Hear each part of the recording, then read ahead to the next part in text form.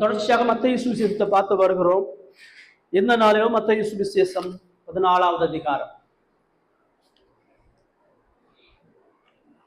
மத்தேயு சுவிசேஷம் 14வது அதிகாரம் 13 21 வசனங்கள்.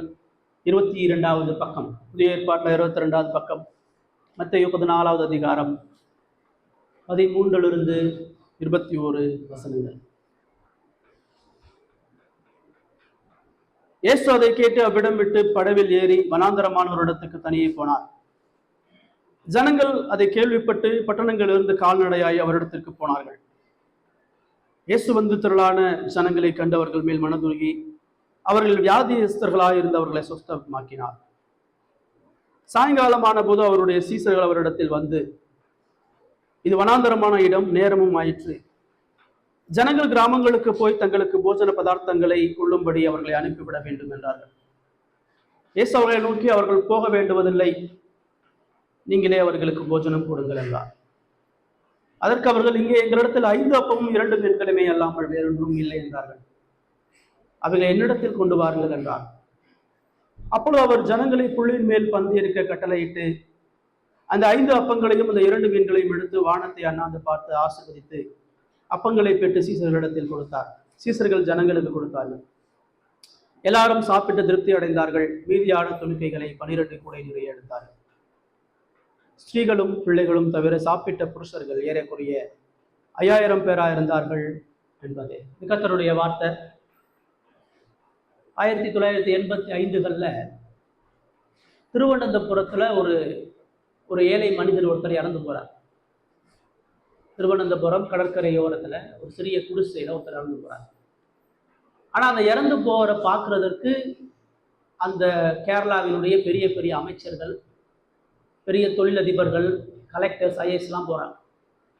எல்லாருக்கும் ஒரு பெரிய ஆச்சரியம்னா, ஒரு சாதாரண ஒரு மனிதர், அவர் ஒரு இஸ்லாமியர், ஒரு முஸ்லீம், அவர் ஒரு குடிசையில மரணித்து போறாரு. அவரை பார்க்கறதற்கு அந்த ஊரே திரண்டு நிற்குது. திரள் கூட்டமான மக்கள் நின்று அழுது புலம்பிக் கொண்டிருக்கிறார். அவர் யாரு, ஏன் இவ்வளவு கூட்டம் போகிறது, நியூஸ் விளம்பரத்தெல்லாம் அதுக்கப்புறம் தான் இப்படி ஒருத்தர் இருந்தாருன்னே தெரியுது. ஏன் அவருக்கு அவ்வளவு கூட்டம் போச்சுன்னு சொன்னா, அவர் பேர் வந்து கெத்தேல் சாஹிப். ரியலா நடந்த ஒரு நிகழ்வு. அவர் ஒரு இஸ்லாமியர். அவர் திருவனந்தபுரம் கடற்கரையோரத்துல ஒரு சிறிய ஹோட்டல் கடை நடத்துறவர். சின்னோண்டு ஒரு குடிசை ஹோட்டல் நடத்துறவர். ஒரு 4-5 மூளை மூங்கில் தான் இருக்கும், மேஜை மாதிரி அங்கே இருக்கும். கிட்டத்தட்ட 40 வருடங்களா அவர் அந்த ஹோட்டல் நடத்திட்டு இருக்கிறாரு. 40 வருடங்களா அந்த ஹோட்டல் குடிசையா தான் இருந்தது. ஆனா அந்த 40 வருடமா அந்த ஹோட்டல்ல சாப்பிடுறதற்கு வெளியூர்ல இருந்தெல்லாம் பயணம் பண்ணி வருவாங்க. நாகர்கோவில்ல இருந்து பல மைல்கள் கடந்து அந்த சிறிய கடையில வந்து சாப்பிட வருவாங்க. ஏன் அந்த சாப்பிட வர்றாங்க அப்படின்னு சொன்னா, முதல்ல ருசி. அவர் சமைக்கிறது போல இந்த கேரளாவில் வேலை யாரும் சமைக்க முடியாது. கடற்கரையில் இருக்கக்கூடிய மீனும் நாட்டுக்கோழி தான் அவருடைய சமையல். அவர் மதியம் மட்டும்தான் கடை ஓப்பன் பண்ணுவார். வெறும் மதிய உணவு மட்டும்தான் அவருடைய கடையில். அந்த மதிய உணவு கடை எப்படி இருக்குன்னு பார்த்தீங்கன்னா, அவர் வெளியில் யாரையும் வேலைக்கு அமர்த்த மாட்டார். அந்த ஹோட்டலில் மொத்தம் 3 பேர் தான் வேலை பார்ப்பாங்க. அவர், அவருடைய மனைவி, அவருடைய மகன். ஏன் அந்த 3 பேர் மட்டும் அவர் வச்சு வேலை பார்க்குறாருன்னா, அந்த ஹோட்டலில் சமைக்கக்கூடிய எல்லா சமையல், அதுக்கு தேவையான எல்லா பொருட்களையும் அவர் தான் போய் பர்ச்சேஸ் பண்ணுவார். அதுக்குன்னு ஒரு தனி விவசாயிக்கிட்ட அவர் சொல்லி சமைக்கக்கூடிய எல்லா பொருட்களையும் பார்த்து பார்த்து வாங்கி அவர் கையாலே சமைப்பார். அவர் கையாலே சமைச்சு அவரே பரிமாறுவார். அவரே வந்திருக்கிற எல்லாருக்கும் பரிமாறி கொடுப்பார். அது ரொம்ப ருசியானது. 2வது பார்த்தீங்கன்னா, அங்கே பில்லிங் கிடையாது. நீங்கள் சாப்பிட்டு பணம் கொடுக்க வேண்டிய அவசியம். அது அந்த ஹோட்டல் வரதான் ஒரு சின்ன உண்டியல் இருக்கும். சாப்பிட்டு போகிறவங்க அதில் அவங்களுடைய விருப்பத்துக்கு ஏற்ற பணத்தை போட்டு போவாங்க. நிறைய பேர் பணம் போடாமலும் போவாங்க. அவங்க சாப்பிட்றவங்க யாரும் அங்கே பணம் கொடுக்கணுன்ற எந்த கட்டாயமும் கிடையாது. ஸோ இப்படிப்பட்ட ஒரு நிலையில தான் அநேக ஜனங்கள் என்ன பண்றாங்க, அங்கே போய் சாப்பிட்றாங்க. அப்படி அந்த 1965-80 காலகட்டங்களில் பார்த்தீங்கன்னா, திருவனந்தபுரத்தை சுற்றி இருக்கக்கூடிய நிறைய கல்லூரி மாணவர்கள்லாம் அப்போ படிக்கிறதே, உயர்கல்வி படிக்கிறதே ரொம்ப சிரமமான விஷயம். நிறைய ஃபீஸ் அதிகம். அப்போ அந்த கல்லூரி மாணவர்களுக்கு வந்து ஹாஸ்டல் சாப்பாடுமே காஸ்ட்லி, பணம் கொடுத்து சாப்பிட முடியாது, வெளியே சமைச்சு தான் சாப்பிடணும். சில நேரம் அந்த மாணவர்கள், அநேகர் இதில் ஏழைகள் இருப்பாங்க, வெளியே சமைச்சு கூட சாப்பிட முடியாது. அப்போ அவங்க என்ன செய்வாங்கன்னா இந்த திருவனந்தபுரம் அந்த கடைக்கு கால்நடையாக வந்து அந்த ஹோட்டலில் ரொம்ப ருசியாக சாப்பிடலாம். நீங்கள் எவ்வளோ வேணாலும் சாப்பிடலாம், லிமிட்டேஷன் கிடையாது, அன்லிமிட்டடாக சாப்பிடலாம். அங்கே இருக்கிற எந்த அசைவ உணவுகளும் நீங்கள் சாப்பிடலாம். எல்லாருக்கும் அவர் ஒருவரே தான் பரிமாறுவார். அவருடைய மனைவி அதை பேக் பண்ணி கொடுப்பாங்க. அவர் எல்லாரும் உட்காந்து பரிமாறுவார். 1000 பேர் வந்தாலும் 10,000 பேர் வந்தாலும் காலையில் 12 மணிக்கு ஆரம்பிக்கிற கடை நைட்டு 8 மணி வரைக்கும் அந்த சாப்பாடு கொடுத்து முடிப்பார். அந்த கல்லூரி மாணவர்கள், அங்கே இருக்கக்கூடிய ஏழை மக்கள், பிச்சைக்காரவங்க, ஊனமானவர்கள், பசினால வாடுகிறவர் எல்லாரும் பயணப்பட்டு 12 மணிக்கு போனால் ஒரு திருப்தியான சாப்பாடு சாப்பிடலாம். நிறைய கல்லூரி விடுமுறை நாட்களில் கூட மாணவர்கள் வந்து அவங்க வீட்டுக்கு போக மாட்டாங்க. ஏன்னா அந்த பாய் வந்து ஒரு தாயை போல, ஒரு தாய் சமையலை விட அவருடைய சமையலுடைய ருசி, அவருடைய பராமரிப்பு, அவருடைய கவனிப்பு, யாரையும் அறவைத்தோடு அனுப்பவே மாட்டாங்க. எல்லாரையும் ஃபுல்லா திருப்தியா சாப்பிட்டு தான் அனுப்புவாங்க. அப்ப அவங்க மாணவர்கள் படிப்பை முடிச்சுட்டு அவங்க பெரிய பெரிய இடத்துல வேலைக்கு போய் பெரிய பெரிய இடத்துக்கு போனாலும், குடும்பமா ஆனாலும், அவங்க திரும்ப அவரை நினைவு கூறுவதற்காக அவர் இடத்துல வந்து வருஷத்துக்கு ஒரு முறை, மாசத்துக்கு ஒரு முறை வந்து அவரோட பேசி சாப்பிடாம போக மாட்டாங்க. அவரு அந்த பணத்தை போடக்கூடிய அந்த பணத்தை வச்சு மறுபடியும் அந்த சாப்பாட்டுக்கு தான் இன்வெஸ்ட் பண்ணியிருக்காரு ஒழிய அவருக்குன்னு சொந்த எந்த விருப்பத்துக்கோ, சொந்த வீடு கட்டவோ, சொந்த பொருள் வாங்கவோ, தனது வாழ்வாதாரத்தை உயர்த்தவோ செய்யவே. ஏன்னா அவர் சின்ன வயசுல ரொம்ப பசியில வாடிருக்கார். நிறைய பேர் ஜாதி பாகுபாடு பண்ணி அவருக்கு ஒரு டம்ளர் தண்ணி கூட கொடுக்காம இருந்திருக்கிறார்.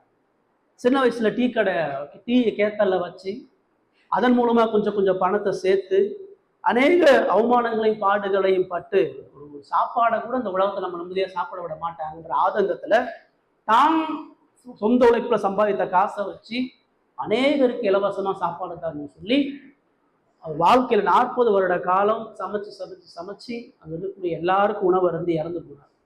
அந்த மரணத்துக்கு தான் அங்க இருக்கக்கூடிய அமைச்சர்கள், கலெக்டர்ஸ்லாம் வந்து இவர் எங்களுடைய தாய்க்கு ஒப்பானவர், நாங்க பசியில வாடும் பொழுது எங்களை ஒரு போஜனத்தை கொடுத்து எங்களை உயர்த்தியவர்னு சொல்லி ஊர் ஃபுல்லா வந்துச்சு. நிறைய நாவல்கள் அவரை குறித்து கதைகள்லாம் எழுதினார். ஜெயமோகன்ற பெரிய எழுத்தாளர் சோற்று கணக்குன்னு சொல்லி ஒரு புக்கு போட்டுக்கிறார். அது வந்து அந்த கெத்தேல் சாஹிப்ங்கிற அந்த முஸ்லீமுடைய வாழ்க்கை வரலாறு. இதே நம்ம சொல்றோம்னா, பசியை ஆற்றக்கூடிய மனுஷன் உயிர் கொடுக்கக்கூடிய அளவுக்கு பெரியவன். பசின்றது வெறும் வயிற்று பிரச்சனை மாத்திரம் இல்லை, அது ஜீவன் தரக்கூடிய ஒரு உணர்வு. அதுல மானமும் மரியாதையும் ரெஸ்பெக்டும் அன்பு பாசம் எல்லாம் கலந்துருக்கு. அதை வந்து அந்த பாய் அந்த சிறிய வயசுல உணர்ந்தனாலதான் அவ்வளவு பேருடைய நன்மதிப்பையும் பாதுகாப்பையும் பெற்றார். இன்னைக்கு அப்படிப்பட்ட ஒரு சம்பவத்தை தான் நம்ம பார்க்க போறோம். இன்னைக்கு ராஜாவுடைய சாப்பாடு. இயேசு கிறிஸ்து ஒரு பசி உள்ளவர்களை எப்படி சாப்பாடு கொடுத்தாருன்ற விஷயத்தை பார்க்கணும். ரைட். இப்ப முதல்ல நம்ம இங்க பார்க்கக்கூடிய காரியம் என்ன? 13-14 வசனங்கள்ல நம்ம பிரதானமா ஒரு விஷயத்தை பார்க்கிறோம். இயேசு அதை கேட்டு அவ்விடம் விட்டு படவில் ஏறி வனாந்தரமான ஒரு இடத்துக்கு போனார். அப்ப இயேசு அதை கேட்டுனா என்னது? நம்ம கடந்த வாரம் பார்த்தோம், யோவான் ஸ்நானகனுடைய மரணம். ஏரோது அவன் ஒரு வீட்டுல விருந்து வைக்கிறான். அரண்மனையில அவனுடைய பிறந்த நாளை விருந்து வச்சு அவனுடைய மனைவி வஞ்சகமா யோவான் ஸ்நானகனுடைய தலையை கேட்கிறா. நீதிமான சத்தியத்துக்காக வாழ்ந்த யோவான் ஸ்நானகன் கொல்லப்பட்டு அவனுடைய தலை கொடுக்கப்படுகிறது. அவனுடைய உடல் எடுத்து யோவான் ஸ்நானகனுடைய சீசர்கள் அடக்கம் பண்றாங்க.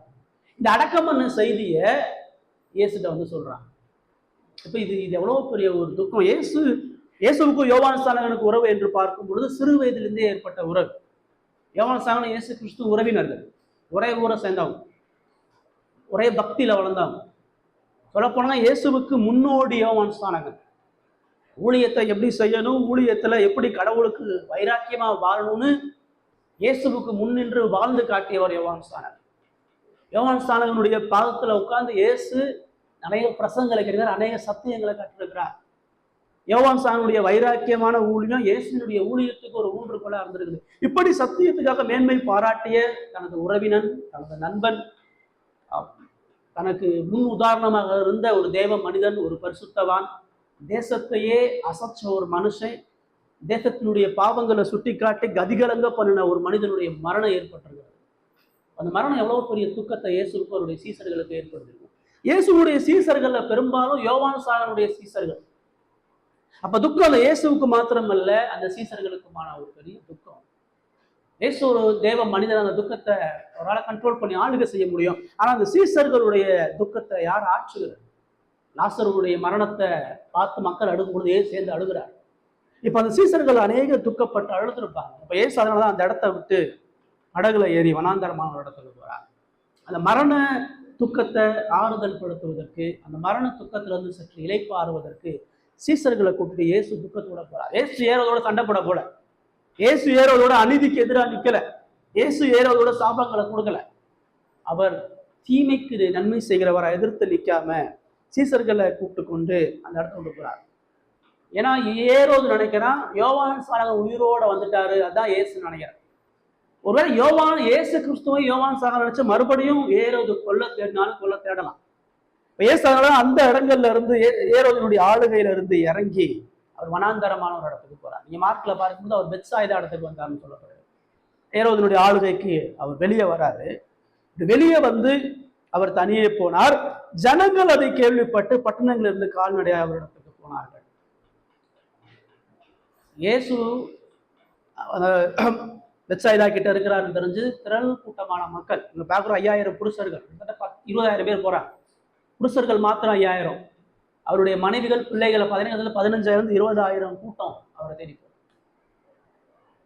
கால்நடையா போனாங்க. இயேசு அவங்கள பார்த்து மனதுருக்கிறான்னு சொல்லி 13-14 வசனங்களை பார்க்கணும். இப்ப பாருங்க, இயேசு எந்த நிலையில போறாரு? இயேசு ஒரு ஆழ்ந்த துக்கத்துல போறாரு. ஒரு வீட்டுல மரணம் ஏற்பட்டா அந்த உறவுகளுக்கு எவ்வளவு பெரிய துக்கம், எவ்வளவு பெரிய வலி. அந்த வலியை சுமந்து இயேசு சீசர்களும் போறாங்க. கொஞ்ச நேரம் ஊழியத்தை நிறுத்தி கொஞ்சம் ரிலாக்ஸ் பண்ண போறாங்க. இப்ப இயேசு இயேசு வனாந்தரத்துக்கு போகும்போதெல்லாம் அவர் செய்யறது பிரதானமானது பிதாவை நோக்கி ஜெபிக்கிறது. அவர் எப்பப்பெல்லாம் தனியா போறாரோ அப்பப்பெல்லாம் பிதாவினுடைய ஏக்கத்துக்காக, பிதாவினுடைய பலத்தை அடைவதற்காக. ஏன்னா யோவானுடைய மரணம் அவருடைய சிலுவையை மறுபடியும் படம் பிடித்து காட்டுது. யோவானுக்கு வெட்டப்பட்ட தலை உங்களுக்கு வெட்டப்படக்கூடிய தலை, உங்க மரணம் சமீபத்திருச்சு. ஏரோது யோவானு கண்டது போல இந்த எருசலேம் முன்னாடி நீங்க சிலுவையில் ஏற்றப்படுவீங்கன்ற அந்த மரணம், அவர் 100% மனிதனா இருந்தனால ஒரு மரண பயமும் ஒரு அச்சமும், அதே சமயத்துல துன்மார்க்கமான ஏரோதினுடைய கடின இருதயத்தை குறித்த ஒரு பாரமும், அந்த சீசர்களுடைய ஆழமான துக்கத்துல அவர்களை பலப்படுத்த வேண்டி, இதெல்லாம் இயேசுடைய சிந்தையில ஓடிட்டு இருக்குது. இவ்வளவு பாரத்தை சுமந்துதான் அவர் வனாந்தரத்துல பிதாவினுடைய சமூகத்தை நோக்கி போறார். சீசர்களை அழைத்து கொண்டு அவர் போறார். முதல்ல இங்க என்ன பார்க்கிறோம்னா, மரண வழிகளிலும் கூட தேவன் மட்டும்தான் நமக்கு ஆறுதல். எவ்வளவு இக்கட்டுகள், எவ்வளவு வழிகள் நம்ம சூழ்ந்திருந்தாலும், பிரச்சனை தலைக்கு மேல போனாலும், கழுத்துல கத்தி வந்தாலும், நம்ம போக வேண்டிய ஒரே ஒரு இடம் தேவ சமூகம். ஏசாத பிரதானமா சீசர்களுக்கு காற்றாரு நம்ம பிதாவினுடைய சமூகம். பிதாவினுடைய சர்வ வல்லமை உணர்ந்து நம்முடைய ஆறுதலுக்கு கடவுள்கிட்ட போகணும்னு சொல்லி சொல்றாரு. பிரச்சனை இக்கட்டுகள் வரும்பொழுது கவலைப்பட்டிருக்க கூடாது. கவலைப்படுறதுனால எவ்வளவு உங்கள் சரீரத்தில் ஒரு குணத்தை கொண்டுவான். நிறைய நேரம் நம்ம சோர்வு வரும்பொழுது, இக்கட்டுகள் வரும்பொழுது சோர்வு உட்கார்ந்தோம். கடவுள் நம்முடைய ஆளுக்கள் இல்லாதபடி ஐயோ இப்படி நடந்துருச்சுன்னா அப்படி நடந்துச்சுன்னா கவலைப்படுறோம், பயமுள்ளவர்களா ஆயிடுறோம். ஐயோ யோவான் சாணகன் கொல்லப்பட்டானே, அடுத்த லிஸ்ட்ல நான் தானே இருக்கிறேன், என்னைய கொண்டுருவாங்களே, சீசர்களை சிதறடிச்சிருவாங்களேன்ற பயப்படலை இயேசு. நியாயமா இது வெறுமனே இயற்கை மாறினது, ஒரு கொலை, கொடூரமான கொலை நடந்திருக்கு. அப்ப அந்த கொலை எவ்வளவு பெரிய அச்சத்தை அவங்களுக்கு கொடுத்துருக்கலாம். அல்லது அதுல இருந்து தப்பித்துக் கொள்வதற்கு அவரு தந்திரமா எங்கேயாச்சும் மறைஞ்சி, சவுல் தாவீதை வேட்டையாடும் பொழுது தாவீது அங்கங்க கெபிகள்ல போய் ஓடுறான். ஏசு அந்த மாதிரி மறைஞ்சு ஊழியத்தை செய்ய ஆசைப்படும். ஏசு எந்த சுய முயற்சிகளை அவர் செய்யலாம். பயம், கவலை எல்லாம் சூழ்ந்திருந்தாலும் அவர் பிதாவினுடைய சமூகத்தில் இருந்தார். உங்களுக்கு எனக்கு முதல் பாடம் இதெல்லாம் கற்றுக் கொடுக்குது.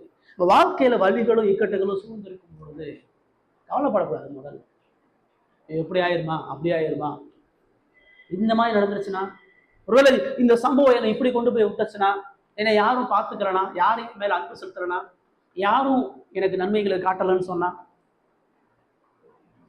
வாழ்க்கை எப்படியாகும், வேலை எப்படியாகும், குடும்பம் எப்படியாகும், பிள்ளைகள் எப்படி ஆவாங்க.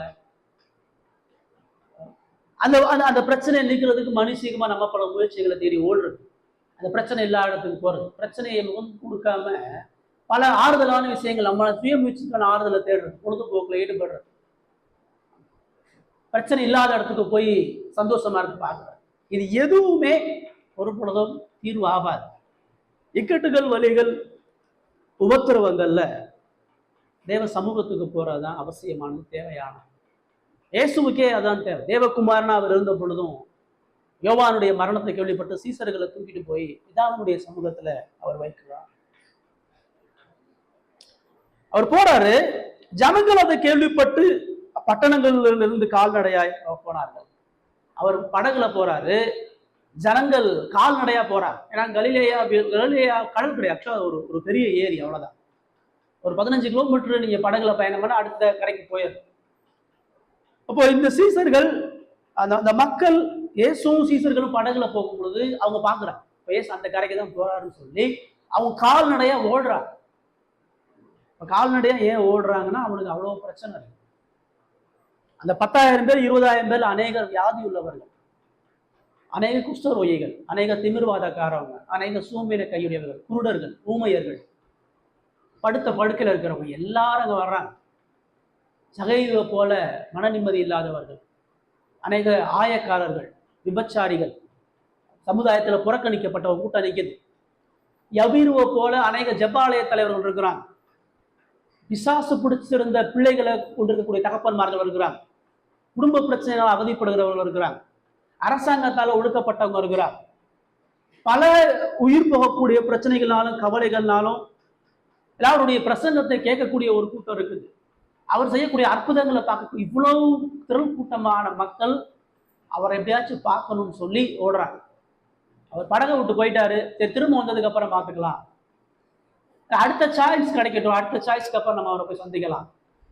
அவரே நம்மளை விட்டு போயிட்டாரு, நம்ம இதுக்கு அவரை பார்த்துக்கணும், திரும்ப வீட்டுக்கு போகல. இயேசுவை பார்க்க வர்றாங்க, பார்க்க முடியாத தடைகள் வருது. இயேசு பயணம் பண்ணி போயிட்டாரு, ஆனா அவங்க விடலை. அவங்க கால்நடையா, மத்த தெளிவாக எழுதுறாரு, பட்டணத்துல இருந்து கால்நடையா சுத்தி 30 கிலோமீட்டர் கால்நடையா போறார். அதுல சப்பான் இருக்கிறான், குருடன் இருக்கிறான், வியாதி உள்ளவன் இருக்கிறான், படுக்கையில சுமந்தவன் இருக்கிறான், வயதான கூனியை போல அநேகர் இருந்திருப்பாங்க, குழந்தைகள் இருந்திருப்பாங்க. எல்லாரையும் இழுத்து அடிச்சுட்டு அவங்க போறாங்க. அவங்களுக்கு இயேசு அவ்வளவு தேவை, அவங்களுக்கு இயேசு அவ்வளவு முக்கியம். இயேசுவை மிஸ் பண்ணக்கூடாது, இயேசுவை தவற விட்டுறக்கூடாது. இன்னைக்கு இயேசுவை சந்திக்கலைன்னா நம்முடைய வாழ்க்கையில எந்த மன்னிப்பும் பாதுகாப்பு இல்லைன்னு தெரிஞ்சு அந்த ஜனங்கள் ஒரு கூட்டத்துல அப்படி போறதை நம்ம முடியும். அந்த ஜனங்களுடைய வாழ்க்கை நம்ம என்ன பார்க்கிறோம்னு சொன்னா, அந்த ஜனங்கள் போறாங்க, அவங்க கேள்விப்பட்டவங்க போறாங்க. இயேசு வந்து அவர் படகை விட்டு இறங்குறாரு. அவர் எதுக்கு இறங்கினாரு? அவர் சீசர்களோட ஜெபிக்க இறங்கினார். சீசர்களோட தனது பாரத்தை இறக்கி வைக்கிறதுக்கு இறங்கினார். ஆனா மக்கள் 20,000 பேர் வந்து நிற்கிறான். எல்லாம் கிளம்பி போங்க, எனக்கே 1000 பிரச்சனை இருக்குது, நானே 1000 வழிகள்ல இருக்கேன், நானே என்னுடைய உறவினனை, என்னுடைய நண்பனை, என்னுடைய ஒரு பெரிய தலைவன் இறந்த பெரிய துக்கத்துல இருக்கிறேன், கொஞ்ச நேரம் விலகி போங்க எல்லாம் அப்படின்னு அவர் சொல்லியிருந்திருக்கலாம். என்னை கொஞ்சம் தனிமையா விடுங்க, நான் கொஞ்சம் பிதாவோட இருக்கணும், நிறைய சொல்லியிருந்திருக்கலாம். ஆனா அவர் அந்த மக்களை பார்த்த உடனே அவர் மனதுருகிறார். அவருக்கு 1000 பிரச்சனை, தலைக்கு மேல வலி, மரண வழிகள் எல்லாம் சூழ்ந்திருந்தாலும் அந்த மக்களுடைய வாழ்க்கை முகத்தை பார்க்கிறார், அந்த மக்களுடைய பிரச்சனையை பார்க்கிறார். அவர்களுடைய வழிகள், அவர்களுடைய சாபங்கள், அவர்களுடைய அழிவின் நிலையெல்லாம் பார்த்து அவர் மனதுருகிறார். உடம்பெல்லாம் அது கிரேக்க மொழியில் என்ன சொல்லணும், அவருடைய உடம்பு முழுவதுமாக அசைந்தது, துடிக்கிறார் அந்த மக்களை பார்த்து. அதான் அவருடைய மனதுருக்கத்தினுடைய வேதனை. அவர் மனதுருகி அவர்கள் வியாதியஸ்தர்களாக இருந்தாங்க, சுத்தமாக்கினார். அந்த மக்களுடைய ஒவ்வொரு முகத்தையும் பார்க்கிறார். எவ்வளவு கவலை இருக்குது, எவ்வளவு வியாதி இருக்குது, எவ்வளவு பிரச்சனை இருக்குது, எவ்வளவு நிம்மதியற்ற தன்மை இருக்குது. அவர்கள் மேய்ப்பன் இல்லாத ஆடுகளை போல சிதறப்பட்டு ஒடுக்கப்பட்டிருக்கக்கூடிய காரியத்தை பார்த்து முதல்ல மரணத்துக்கு ஏதுவான வியாதியை அவங்க சொல்லப்படுறாங்க. மார்க்கில் பார்க்கும் பொழுது அவர் போதிக்கிறார். அங்க ஒரு பெரிய ப்ரீச்சிங் இருக்குது. அவர் உபதேசம் பண்ணிட்டு அவங்க எல்லாருக்கும் சுகத்தை கொடுத்து அனுப்புறார். மத்த இங்க அந்த உபதேசத்தை சொல்றாங்க, மத்த இங்க அவங்க சொஸ்தம் ஆகலாம்னு சொல்லி அவர் சொல்றாரு. மத்த இங்க ஒரு கம்பேர் பண்றாரு. ஏரோது எவ்வளவு கொடூரமான ராஜா, இயேசு எவ்வளவு உன்னதமான ராஜா. ஏரோது ஒரு விருந்து வைக்கிறான், இயேசு இங்க விருந்து வைக்கிறார். ஏரோது மக்களுக்கு தனது மகிழ்ச்சியை காட்டுறான், இயேசு அந்த மக்களுக்கு மகிழ்ச்சி. ஆனா ரெண்டுக்கு இவ்வளவு பெரிய வித்தியாசம். அந்த யூதர்கள் சரியா புரிந்து கொள்ளும்படியா அவங்களை ஆளுகை செய்தது ஏரோது எவ்வளவு கொடூரமானவன், அவர்களுக்கு அனுப்பப்பட்ட மேசியா என்கிற ராஜா எவ்வளவு இரக்கமும் தயவும் நிறைந்தவர் என்பதை காட்டும்படியாக அது சொல்றார். இயேசு இங்க அந்த ஜனங்களை மேல மனதுருகி அவங்களுடைய தேவைகளை சந்திச்சு அவங்க சொத்தமாக்கி அனுப்புகிறார். என்னன்னா நம்ம பார்க்கணும், இயேசுவின் இடத்துல நம்ம என்ன கத்துக்கிறோம்னு சொன்னா, இக்கட்டுகள் பாடுகள் மத்தியில கடவுளுடைய காரியங்களில் அர்ப்பணிப்பாக இருக்கும்படியாக தேவன் எதிர்பார்க்கிறார். இக்கட்டுகளையும் பாடுகளையும் கடவுளுடைய காரியங்களில் அர்ப்பணிப்புடன் இருக்க வேண்டும். இயேசுக்கு பிரச்சனை தான், இயேசுக்கு வழிதான், இயேசுக்கு துக்கம் தான். இயேசுவும் சீசர்களும் துவண்டு போயிருக்கிறாங்க, உடஞ்சு போயிருக்கிறாங்க. ஆனாலும் அவர் ஊழியத்தை நிறுத்த பிரியப்படல. பிதா தனக்கு முன்வைத்த அந்த பராமரிப்பின் செயலை ஒதுக்க முற்படல. பிதாவாகிய தேவனிடத்தில் அவர் ஜெபிக்க முன்னாடி பிதாவாகிய தேவன் அவருக்கு ஒரு பணியை கொடுக்கிறார். யோவான்ஸ்நானுடைய மரணத்தை குறித்து கவலைப்பட வேண்டிய அவசியம் இல்லை. மனுஷிகமா இயேசு எவ்வளவு துக்கப்பட்டாலும் தெய்வீகமா அவருக்கு தெரியும், இது யோவான்ஸ்நானனுடைய ஒரு மகிமைக்குரிய நாள். யோவானுடைய தலை வெட்டப்பட்டாலும் யோவானுடைய ஆத்மா மகிமையான கிரீடத்தோட பரலோகத்தில் இருக்குது. வெற்றி சிறந்த பரிசுத்தவான்களோடு யோவான்ஸ்நானன் இப்பொழுது பரலோகத்துல மன மகிழ்ச்சியா இருக்கிறார். அவருடைய சரீரம் துண்டாடப்பட்ட பொழுதும் கூட அவருடைய ஆன்மா இளைப்பாறுதலை அடைந்திருக்கிறது என்பது அவருடைய தெய்வீக தன்மையில் அறியும். பிதாவாகிய தேவன் அதை நினைவுபடுத்துகிறார். ஏரோதுக்கு செய்ய வேண்டிய நீதியை நான் பார்த்துக்கிறேன், இந்த ஜனங்களுக்கு செய்ய வேண்டிய இரக்கத்தை நீங்க செய்யுங்க. பிதாவாகிய தேவன் அந்த பராமரிப்பின் செயல் மூலமாக இயேசு காட்டுகிறார். உங்களுக்கு ஏற்படுகிற வலி, உங்களுக்கு ஏற்படும் துக்கத்தை விட இந்த சிதறப்பட்ட இந்த ஜனங்களுடைய துக்கம், இந்த சத்தியத்தை கேட்காம கண் சொருகி போன இந்த மக்கள் ஆத்மா மீட்பு பெறாம பாவத்தால வியாதிப்பட்டு ஒடுக்கப்பட்டு பாவத்தால சந்தோஷத்தை இழந்து குடும்பத்தை இழந்து அனாதைகளா வழிநடத்த ஆள் இல்லாம மெய்ப்பன் இல்லாம சிதறி இருக்கிற இந்த குற்றுயிராக இருக்கக்கூடிய இந்த ஆடப்பொருள்கள் இந்த மக்களை நோக்கி பாருங்க. பிதாவாகிய தேவன் அழைக்கிறார். இயேசு தன்னுடைய பாரத்தை, தன்னுடைய வலிய, தன்னுடைய கவலைய, தன்னுடைய இக்கட்டை தூக்கி புறந்தள்ளிட்டு அந்த ஜனங்களுக்காக அவர் தன்னை அர்ப்பணிக்கிறத பார்க்கணும். 13-14 வசனம் நமக்கு பிரதானமா என்ன சொல்றதுன்னு சொன்னா, பாவிகள் மீதான இயேசுவினுடைய இருதயம் எவ்வளவு அன்பு நிறைந்ததாக இருக்கு. சிதறப்பட்ட ஒவ்வொரு பாவிகள் மீதும் இயேசு தான் செயல்படுகிறான்றதை நம்ம கவனிக்கிறோம். 3 விஷயம் பார்க்கிறோம். மரண வழிகள்ல கடவுள் நமக்கு ஆறுதல், தேடுகிறவர்களுக்கு தேவன் மீட்பை வெளிப்படுத்துகிறார். கால்நடையா நடந்து வந்தது வீணா போற, யாரும் பின்வாங்கல, எல்லாரும் முன்னோக்கி. அதுல சோம்பேறித்தனப்பட்டு இருந்திருக்கலாம், அவரே போயிட்டாரு இனி போய் தேடி என்ன புண்ணியம் உட்கார்ந்துருக்கலாம். சில பேர் இருந்திருக்கலாம் அப்படி, இயேசுவை தேடி வந்தோம், அவர் நம்ம மீது எந்த மரியாதையும் கொடுக்கல, இனி எதுக்கு நமக்கு இயேசுன்னு சொல்லி வீட்டுக்கு போன கூட்டம் இருந்திருப்பாங்க. சரி இன்னைக்கு மிஸ் பண்ணிட்டோம், நீ அடுத்த முறை பார்ப்போம்னு சொல்லி அசட்டையாகவும் இருந்திருக்கலாம். கடவுளை தேடும் பொழுது கடவுள் சோம்பேறித்தனத்தையும் பின்வாங்குதலையும் அசட்டையும் ஒரு பொழுதும் அங்கீகரிப்பதல்ல. தேவனை தேடக்கூடிய ஜனங்கள் அவர்கள் கடின உழைப்போடு தேடும்படி எதிர்பார்க்க. கால்நடையா வந்தாதான் மீட்பு கிடைக்கும். இவருடைய சும்மா இடத்துல உட்காந்துக்கிட்டு அவர் வருவார்னு காத்திருந்தா நடக்காது. சகையை வீட்டுல உட்காந்துட்டு இல்ல, அவன் இறங்கி காட்டத்தி மரத்தை ஏறி வந்து உட்கார்றான். யவீரு தான் மக்களை குணப்படுத்துவதற்காக அவருடைய காலில் வந்து பப்ளிக்கா வந்து விழுகிறான். பெரும்பாடுள்ள ஸ்திரீ வியாதியின் மத்தியில கடந்து தேடி அவருடைய வஸ்திரத்தின் ஓரத்தை தொடுவதற்காக போட்டி போட்டு வர்றான். தேடுகிறவர்கள் கண்டடைகிறார். கடவுள் நம்முடைய வாழ்க்கையில மீட்பை கொடுக்கணும், கடவுள் நம்முடைய வாழ்க்கையில ஆசீர்வாதத்தை கொடுக்கணும், கடவுள் நம்முடைய வாழ்க்கையில அன்பை கொடுக்கணும்னு சொன்னா கடவுளை தேடுறதுல சோம்பேறித்தனம் இருக்கக்கூடாது, கடவுளை தேடுறதுல பின்வாங்குதல் இருக்கக்கூடாது, கடவுளை தேடுறதுல அசட்டையாக இருக்கக்கூடாது. சோம்பேறித்தனமும் பின்வாங்குதலும் அசட்டை உள்ளவர்களும் ஒரு பொழுதும் கடவுளுடைய ஆசீர்வாதங்களை ருசிக்க முடியாது, கடவுளுடைய நன்மைகளை பெற்றுக்கொள்ள முடியாது, கடவுளுடைய மீட்பின் வல்லமைகளை ருசி பார்க்க முடியாது. இக்கட்டுகளையும் பாடுகளையும் கடவுளுடைய காரியங்கள் அர்ப்பணிக்கிறதுல தேவன் எதிர்பார்க்கிறார். இயேசுவனுடைய வாழ்க்கை நமக்கு அதான் சொல்லுது. மத்த இங்க தான் எழுதுறாரு, உனக்கு அனுப்பப்பட்ட ராஜா எவ்வளவு அன்புள்ளவரா, உன் மேல மனதுக்கம் உள்ளவரா, எவ்வளவு பாரத்தை சுமந்தவரா, அர்ப்பணிப்பவரா, தன்னையே இழந்து அவருடைய மரண வழிகளை கடந்து உன்னை மீட்பதற்காக, உன்னை நேசிப்பதற்காக அனுப்பப்பட்டாங்க. அதை மறந்துடாது. சீசர்களுக்கு தான் ஒரு பாடம். ஊழியத்துல கிறிஸ்துவனுடைய அடிச்சுவடுகளை பின்பற்றுதுன்னு சொன்னா, இப்படிப்பட்ட கிறிஸ்துவனுடைய ராஜா என்பதை வந்து இவரை போல நீ வாழ பாருங்க. நம்முடைய வாழ்க்கை எப்படி இருக்குது? கடவுளுடைய காரியங்கள், கடவுளுடைய தேடுதல், வலிகளையும் காயங்களையும் பலவீனங்களையும் எப்படி இருக்கிறோம்? இந்த ஜெப வாழ்க்கை எப்படி இருக்குது?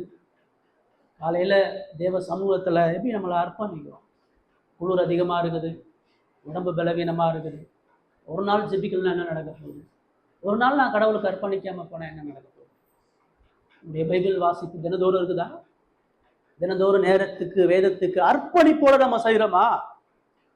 நம்முடைய பிரச்சனைகளையும் கவலையும் ஒரு காரணமாக வச்சுக்கிட்டு நம்முடைய வேத வாசிப்பை நாளும் தள்ளி போடுறோமா? நம்முடைய ஆத்ம நன்மைகளுக்கான காரியங்கள்ல அர்ப்பணிப்பு இல்லாம சோம்பேறித்தனமா இருக்கிறது ரொம்ப ஆபத்து. ஆராதனையில பங்கு பெறக்கூடிய காரியங்கள், கடவுளுக்கு அடுத்த எல்லா காரியங்களிலும் நாம் அக்கறையற்று சோம்பேறித்தனமா பின்வாங்குதலோடு இருக்கும்னு சொன்னா ஒரு பொழுதும் மீட்பையும் ரட்சிப்பையும் சமாதானத்தையும் ஒரு பொழுதும் அடைய முடியாது. காய்ச்சல் வந்தா வரமாட்டேன்றோம், தலைவலி வந்தா வரமாட்டேன்றோம், பல காரணங்களை சொல்லிட்டு இருக்கிறோம். கடவுளுக்காக செய்ய வேண்டிய காரியம் எவ்வளவு 17 வருஷமா கூனியா இருக்கிறவ அந்த கூன் வலியோட ஜபாலயத்துல வந்து நிக்கிறான். சூம்பின கையுடையவே அந்த அவமானத்தோடு ஆராதனையில பங்கு பெறுகிறான். அநேக கூடர்கள் குஷ்டரோகிகள் ஆலயத்துக்குள்ள வந்தா கல்லடி விழுகும். அந்த எதிர்ப்புகள் மத்தியிலும் கடவுளுடைய வார்த்தையை கேட்கும்படியா கடவுளுக்கு உண்மையா தங்களை அர்ப்பணிக்கிறவர்களாக இருக்கிறார்கள். வாழ்க்கையில் உண்மையாகவே கடவுளுடைய வல்லமையை ருசி பார்க்கணும்னா, கடவுளுடைய தயவை பார்க்கணும்னா, கடவுளுடைய அன்பை பார்க்கணும்னு சொன்னா இந்த அர்ப்பணிப்பும் கமிட்மெண்ட்டும் ஹார்டு ஒர்க்கும் உழைப்பும் இல்லாம தேடுதல் இல்லாம ஒரு பொழுது நீங்க எந்த நன்மையான ஆசீர்வாதத்தை பார்க்க முடியும்? இங்க அழைக்கப்பட்ட இந்த பசியுள்ள ஜனங்கள் அந்த 20,000 பேர் இப்பொழுது மகத்துவமான ஒரு ராஜாவை பார்க்க போறாங்க. இயேசுவினுடைய அற்புதத்திலே உச்சகட்டமான ஒரு அற்புதம். இயேசுவினுடைய ரட்சிப்பின் சந்தோஷங்கள்ல மகா பெரிய ஒரு சந்தோஷத்தை பார்க்கணும்னு சொன்னா அந்த ஜனங்கள் இவ்வளவு கவனம் உள்ளவர்களா, அர்ப்பணிப்பு உள்ளவர்களா, அவரை போல கடவுளுடைய காரியங்களை ஈடுபடுவர்களாக இருக்கிறோம். உங்களுடைய என்னுடைய சிந்தை இருதயமும் தேவனுக்கு இப்படிப்பட்ட ஆத்ம தாகத்தோட தேவ சமூகத்துல தேவனுடைய காரியங்கள் இல்லைன்னு சொன்னா தேவனிடத்துல இருந்து எந்த நன்மையான மீட்பையும் சமாதானத்தையும் சந்தோஷத்தையும் ஒருபோது வர முடியாது. நிறைய நேரம் கடவுளுக்குள்ளான நம்முடைய சந்தோஷத்தை இழந்து உலக கவலைகளால் சூழப்படுகிறது, உலக பயத்தால நிறையப்படுகிறது. கடவுளை விட்டு பல முயற்சிகள் தேடுறதுக்கு எல்லாம் காரணம் நான் சொன்னேன், தேவனுக்கு செய்ய வேண்டிய காரியங்களை தேவனுக்கு கொடுக்க வேண்டியவற்றில் இழப்பு இல்லை, கடின உழைப்பு இல்லை, தியாகம் இல்லை, அர்ப்பணிப்பு கமிட்டடாக செய்கிறது.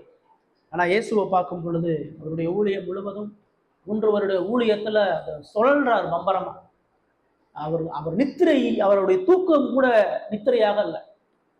அவர் கடல்ல அசந்து கப்பலின் பின்னணியத்துல ஒரு மணி நேரம் தூங்குறாரு. புயல் வந்து எல்லாரும் அவர் உசுப்புகிறார். எந்த இடத்துலயோ அவரை இலைப்படைந்தவர், அசட்டை பண்ணப்பட்டவர் நம்ம பார்க்க. அவரே சொல்றாரு, மனுஷகுமாரனுக்கு தலை சாய்க்கு இடம், நான் முழுக வேண்டிய ஒரு ஸ்நானம் இருக்குது, அதுக்காக நான் நெருக்கப்படுகிறேன்னு சொல்லி. அப்படி இருக்கிறோமா? கிறிஸ்தவ வாழ்க்கைனா கடவுளுக்கு முன்பாக நம்முடைய இருதயமும் நம்முடைய அர்ப்பணிப்பு போயிருக்கோம். ரெண்டாவது இங்க போய் நம்ம 15-18 வசனங்கள்ல முதல்ல பாவிகள் மீதான இயேசுவினுடைய இருதயம் எப்படிப்பட்டதுன்னு சொல்லி பார்க்கிறோம். ரெண்டாவது பலவீனங்களை கொண்ட சீசர்களுடைய இருதயம் எப்படிப்பட்டது. 15-18 வாசிங்க.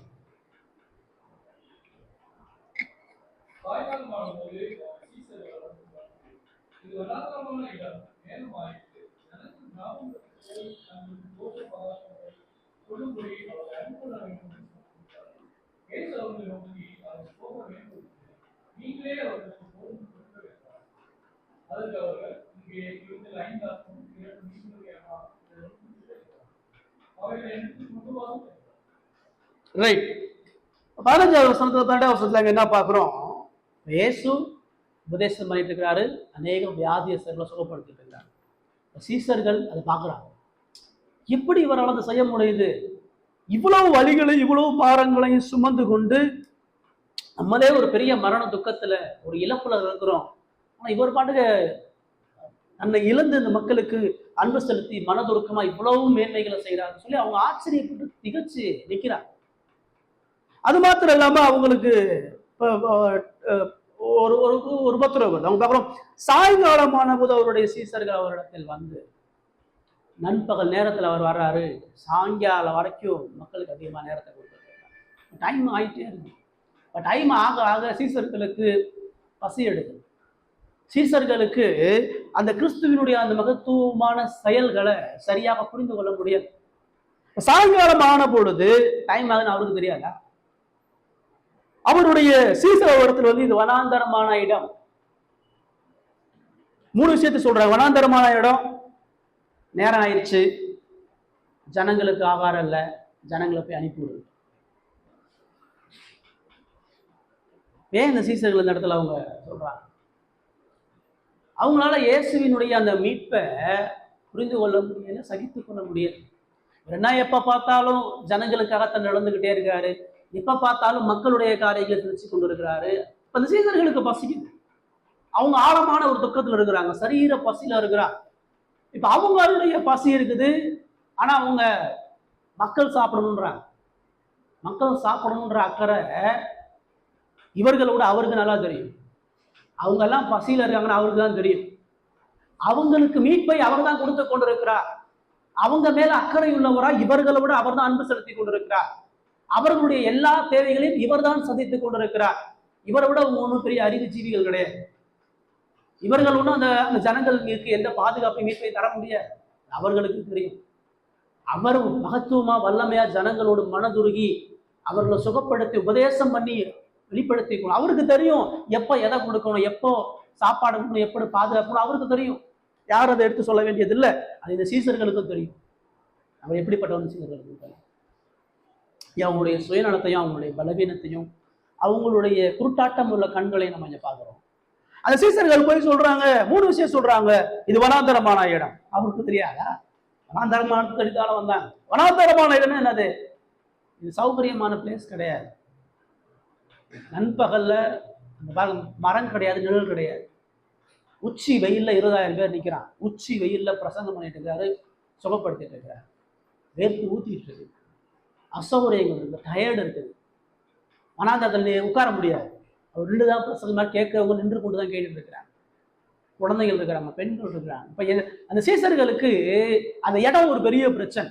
இந்த வனாந்தரமான இடத்துல போட்டு மக்களை கொண்டு வந்து மக்களை இவ்வளவு பேரை வச்சு ஏன் இவர் இப்படி கஷ்டப்படுத்திட்டு இருக்கிறாரு? 2வது, அவங்களுக்கு நேரம் ஆயிடுச்சு, பொழுது போகும்போது இரவு நேரம் ஆக போகுதுன்னா எவ்வளவு நேரம் இதை பண்ணிட்டு இருப்பீங்க? எவ்வளவு நேரம் இந்த மக்களையே பார்த்துட்டு இருப்பீங்க? எவ்வளவு நேரம் இந்த மக்களுக்கே சேவை செஞ்சுட்டு இருப்பீங்க? சீக்கிரம் வாங்க, அடுத்த வேலையை பார்ப்போம், நமக்கான ஆகாரம் நமக்கான இலைப்பாறுதலை தேடி போவோம் அப்படின்னு சொல்லி சொல்றாங்க. நேரம் ஆயிடுச்சு, வனாந்தரமான இடமா இருக்கு. ஜனங்களுக்கு கிராமங்களுக்கு போய் சுத்தி உள்ள கிராமங்களுக்கெல்லாம் போய் அவங்க சாப்பிட்டு வரட்டும். மக்கள் பசியில் இருக்கிறாங்க, மக்கள் போய் சாப்பிட்டு வரட்டும். மக்கள் கிராமங்களுக்கு போனா சாப்பாடு கிடைச்சிருமா? இன்னைக்கு இருக்கக்கூடிய பெரிய பெரிய ஹோட்டலோ சின்ன சின்ன ஹோட்டலோ அன்னைக்கு இருந்துச்சா? அது சிறிய சிறிய கிராமம் தான். இப்போ இவ்வளவு பேர் போனாலும் அந்த கிராமங்களை அவங்கள போசிக்க முடியுமா? கிராமங்கள்ல இருந்து அவர்களுக்கு ஆகாரம் கிடைக்குமானா கிடைக்காது. உங்களுக்கு என்ன சொல்றோம், என்ன பேசுறோம் எதுனே அவங்க தெரியல.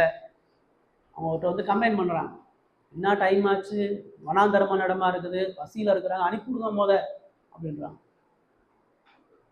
சீசர்களுடைய சிந்தையை பார்க்கும் பொழுது அவர்கள் சூழ்நிலைகளை குறித்து முறுமுறுப்பவர்கள். அவங்களுக்கு இடம் பிரச்சனை, இடம் அன்கம்ஃபர்டபுளா இருக்கும். ஏன் நம்மளை இங்கே கொண்டு நிறுத்திட்டாரு? ஏன் வெயில் எடுத்துட்டு இருக்கிறோம்?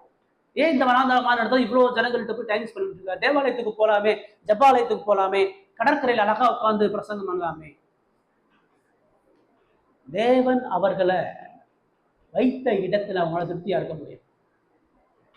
வனாந்தரத்தில் அவர் தான் நினைக்கிறார், இவங்க சும்மா தான் இருக்கிறாங்க, அவர் வேலை பண்ணிட்டு இருக்கிறார். அவர் ஒவ்வொருத்தரையா கூப்பிட்டு விசாரிச்சுட்டு இருக்கார், ஒவ்வொருத்தருக்கா சுகத்தை கொடுத்துட்டு இருக்கார், ஒவ்வொருத்தரையா கூப்பிட்டு மீட்பை அருளி கொண்டு இருக்கிறார். அவர் தான் சொல்ல போனா ஓய்வெடுக்கணும். அவருடைய இரக்கத்தையும் தயாள குணத்தையும் மீட்பினுடைய வல்லமைகளையும் பார்த்து நன்றி செலுத்தாம அவங்க சஜஷன் கேட்கல. என்ன பண்ணலாம், எப்படி பண்ணலாம், இவ்வளோ பேர் பசியில் இருக்காங்களே, நீங்க என்ன சித்தமா இருக்கிறீங்க, உங்களுடைய விருப்பம் என்ன, அதெல்லாம் கேட்கல. எந்த சஜஷனும் போல. அவங்க ஒரு பிளான் வச்சிருக்கிறாங்க, அவங்க ஒரு கட்டளை வச்சிருக்கிறாங்க, அதை அவர் செய்யும்படியே அவரை ஃபோர்ஸ் பண்ணி அவங்க சொல்றாங்க. அதுக்கு பல காரண காரியங்களை சொல்றாங்க. சூழ்நிலையை குறித்து முறுமுறுக்கிறாங்க. 2வது, அவங்கள்ட்ட பொறுமை இல்லை, சீக்கிரம் முடிக்கணும், சீக்கிரம் முடிச்சு அடுத்த இடத்துக்கு போகணும், அடுத்த வேலையை பார்க்கணும், டைம் ஆச்சு. 2வது, பிரச்சனைக்கான தீர்வு. ஜனங்கள் பசிக்கான தீர்வு என்ன? கிராமத்துல போய் சாப்பாடு அவங்கள அனுப்பிவிடுங்க, அதாவது தீர்வு.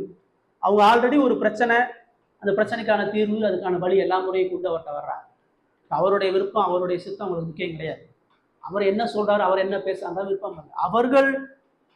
அவர்களுடைய சிந்தை மாம்சத்தில் இருக்கிறவர்கள், பாவத்தில் இருக்கிறவர்கள், கிறிஸ்துவினுடைய மீட்பை ருசி பாராதவர்கள், அர்ப்பணிப்போடு கிறிஸ்துவை அணுகாதவர்கள், அர்ப்பணிப்போடு தேவ சமூகத்துக்கு வராதவர்கள் எப்பொழுதும் சூழ்நிலைகளை குறித்து முறுமுறுக்கிறவர்கள். என்னையே கடவுள் நடத்த வச்சிருக்கிறார். எனக்கே எவ்வளவு கஷ்டம், எனக்கே எவ்வளவு வியாதி, எனக்கே எவ்வளவு நெருக்கடி, எனக்கே எவ்வளவு மனக்காயம், ஏன் இந்த இடத்துல போட்டு புடமிடுறாரு, எனக்கே எவ்வளவு பிரச்சனையை கொடுக்குறாரு. இந்த ஒரு விசுவாசினுடைய சந்தையிலிருந்து ஒரு பொழுது இந்த வார்த்தை வர கடவுள் அந்த பாடுகளை அவரை வைக்கும் பொழுது அதெல்லாம் அவர் அந்த பாடுகள் இருக்கிறாருன்னு புரிஞ்சுக்கணும். அவருக்கு இணையான பாடுகள் அவர்களுக்கு இல்லை. மகிமைக்குரிய கடவுளே வனாந்தரத்துல சுடு வெயில்ல நின்று உழைத்துக் கொண்டிருக்கும் பொழுது இவர்கள் எவ்வளவு தாழ்மையா அவரை பார்த்து அவரிடத்துல அவரை சார்ந்திருந்து கொண்டிருக்க வேண்டும். பொறுமை இல்லை. டைம் டைம் டைம் டைம் சீக்கிரம் சீக்கிரம், நேரம் ஆயிடுச்சு. எவ்வளவு நாள் கடவுள் இந்த பிரச்சனையை கொடுப்பார்? என்னைக்குதான் என் பிரச்சனையை தீர்ப்பாரு? எவ்வளவு நாள் இந்த வேதனையில் இருக்குது? கடவுள் சீக்கிரமா பதில் தர மாட்டாரா? சீக்கிரமா என்னை சுகப்படுத்த மாட்டாரா? சீக்கிரமா என்னை விடுவிக்க மாட்டாரா? சீக்கிரமா இந்த இடத்துல இருந்து இன்னொரு இடத்துக்கு கூட்டிட்டு போக மாட்டாரா? எவ்வளவு காலங்க, மதியத்திலிருந்து சாயந்தரம் வரைக்குமா நான் வெயில இருக்கிறது? நிறைய கிறிஸ்தவர்களுக்கு பொறுமை இல்லை, காத்திருப்பு இல்லையா? சங்கீதத்துல ஃபுல்லா காத்திருப்பினுடைய மேன்மை. கத்தருக்கா காத்திரு, கத்தருக்கு காத்திருக்கிறவர்கள் வெட்கப்பட்டு போவதில்லை. என் ஆத்மா தேவனையே நோக்கி அமர்ந்து காத்திருக்கிறார். வெயிட்டிங்கே கிடையாது. என்ன எல்லாரும் ஃபாஸ்ட் ஃபுட் மாதிரி சீக்கிரமா பறக்கணும், சீக்கிரமா உயரணும், சீக்கிரமா சரியாகணும், சீக்கிரமா நிம்மதியை தெரிவிக்கணும். தேவன் பாடுகளின் காலங்கள் மூலமா நம்மளை புடமிடுகிறார், நமக்கு சில பாடங்களை கற்றுத்தருகிறார். கடவுள் வைத்த இடத்துல திருப்தியா இருக்கணும். கடவுள் வைத்திருக்கக்கூடிய சூழ்நிலை முறுமுறுக்க கூடாது. எனக்கு இப்படிப்பட்ட கணவன், ஏன் இப்படிப்பட்ட மனைவி, ஏன் இப்படிப்பட்ட பிள்ளை, ஏன் இந்த ஒரு வேலை இருக்கிறேன், ஏன் இந்த சமுதாயத்துல பிறந்தேன், ஏன் இந்த சபையில இருக்கிறேன், எனக்கே இப்படிலாம் நடக்குது. அதெல்லாம் கிறிஸ்தவத்துக்கான அடையாளமே இல்லை, கிறிஸ்துவ பின்பற்றுவதற்கான அடையாளமே இல்லை. வாழ்க்கை ஃபுல்லா நான் இப்படியே இருக்கணுமா? சாகுற வரைக்கும் இருக்கிற கஷ்டம் போகாதா? சாகுற வரைக்கும் நான் இப்படி இப்படிப்பட்ட பிரச்சனை இருக்குன்றவங்கன்னா விசுவாசத்துல உறுதி இல்லாத, விசுவாசத்தை புரியாத, தங்களது வழியில் தேவனை செயல்பட வேண்டும் என்று விரும்புகிறவர்கள் ஆபத்தானவர்கள். அவங்க ஆல்ரெடி அந்த மக்களை அவங்க தான் பாதுகாக்கிற மாதிரி, இவ்வளவு நாள் அந்த மக்களை இவங்க தான் நேசிச்ச மாதிரி, அந்த மக்களை இவங்க தான் நடத்தின மாதிரி, அவ்வளவு கூட்டத்துக்கும் இவங்க தான் அன்பு செய்யற மாதிரி, எல்லாரும் பசியில இருக்கிறான், சாப்பாடு கொடு, சாப்பாட்டுக்கு வெளியே அனுப்பி விடுங்க, வெளியே அனுப்பிச்சு விடுங்க. எவ்வளோ வல்லமைக்குரிய தேவன், எவ்வளவு மரண வியாதிகளை மரண தருவாயிலிருந்து தனது வல்லமையை வெளிப்படுத்தினார். காற்றை கடலை அதட்டினாரு, செத்தவனை உயிரோடு எழுப்பினாரு. இவ்வளவு பெரிய தேவன் ஒரு சாப்பாட்டை கொடுக்க மாட்டாருன்ற காமன் சென்ஸ் கூட இல்லை. அவங்க போஜனத்தை கொடுப்பதற்கு அவருக்கு வல்லமை இருக்குன்ற புரிதல் கூட அவங்களுக்கு இல்லை. அனுப்பிவிடுங்க அப்படின்னா நிறைய நேரம் கடவுளை நாம விரும்புகிறபடி செயல்பட ஆசைப்படும். நம்முடைய ஜபங்கள்லாம் எல்லாம் பார்த்தீங்க அப்படின்னா அவர் நினைக்கிறத நாம செய்ய நிறைய நேரம் முரண்படுது. நம்ம ஒரு ஆசையை வச்சிருப்போம், நம்ம ஒரு விருப்பத்தை வச்சிருப்போம், அதை அவர் செய்ய நினைப்போம். நம்ம சில வழிமுறைகள், நம்மளுடைய பிரச்சனைகள், நம்ம சில ஐடியாஸ் வச்சிருப்போம், நம்ம சில திட்டங்களை வச்சிருப்போம். இப்படிலாம் கடவுள் செயல்படணும், இப்படிலாம் கடவுள் மாற்றி அமைக்கணும், இப்படிலாம் கடவுள் செஞ்சா எனக்கு நல்லா இருக்கும். உன்னுடைய வழிகள் என்னுடைய வழிகள் அல்ல. நீ விரும்புகிறபடி நான் செயல்பட முடியாது, நீ எதிர்பார்க்கிறபடி நான் செயலாற்றணும். என்னுடைய வழி உன்னதமான ஜீவனுக்கு எதுவானது. என்னுடைய வழிகளை உன்னால் ஒரு பொழுது ஆராய முடியாது, புரிய முடியாது. ஒரு சுய புத்தியின் மேல் சாயாமல் கர்த்தரிடத்தில் நம்பிக்கையாரு, கர்த்தரை சார்ந்துகொள். சீசர்களுடைய வாழ்க்கையில் அது இல்லை.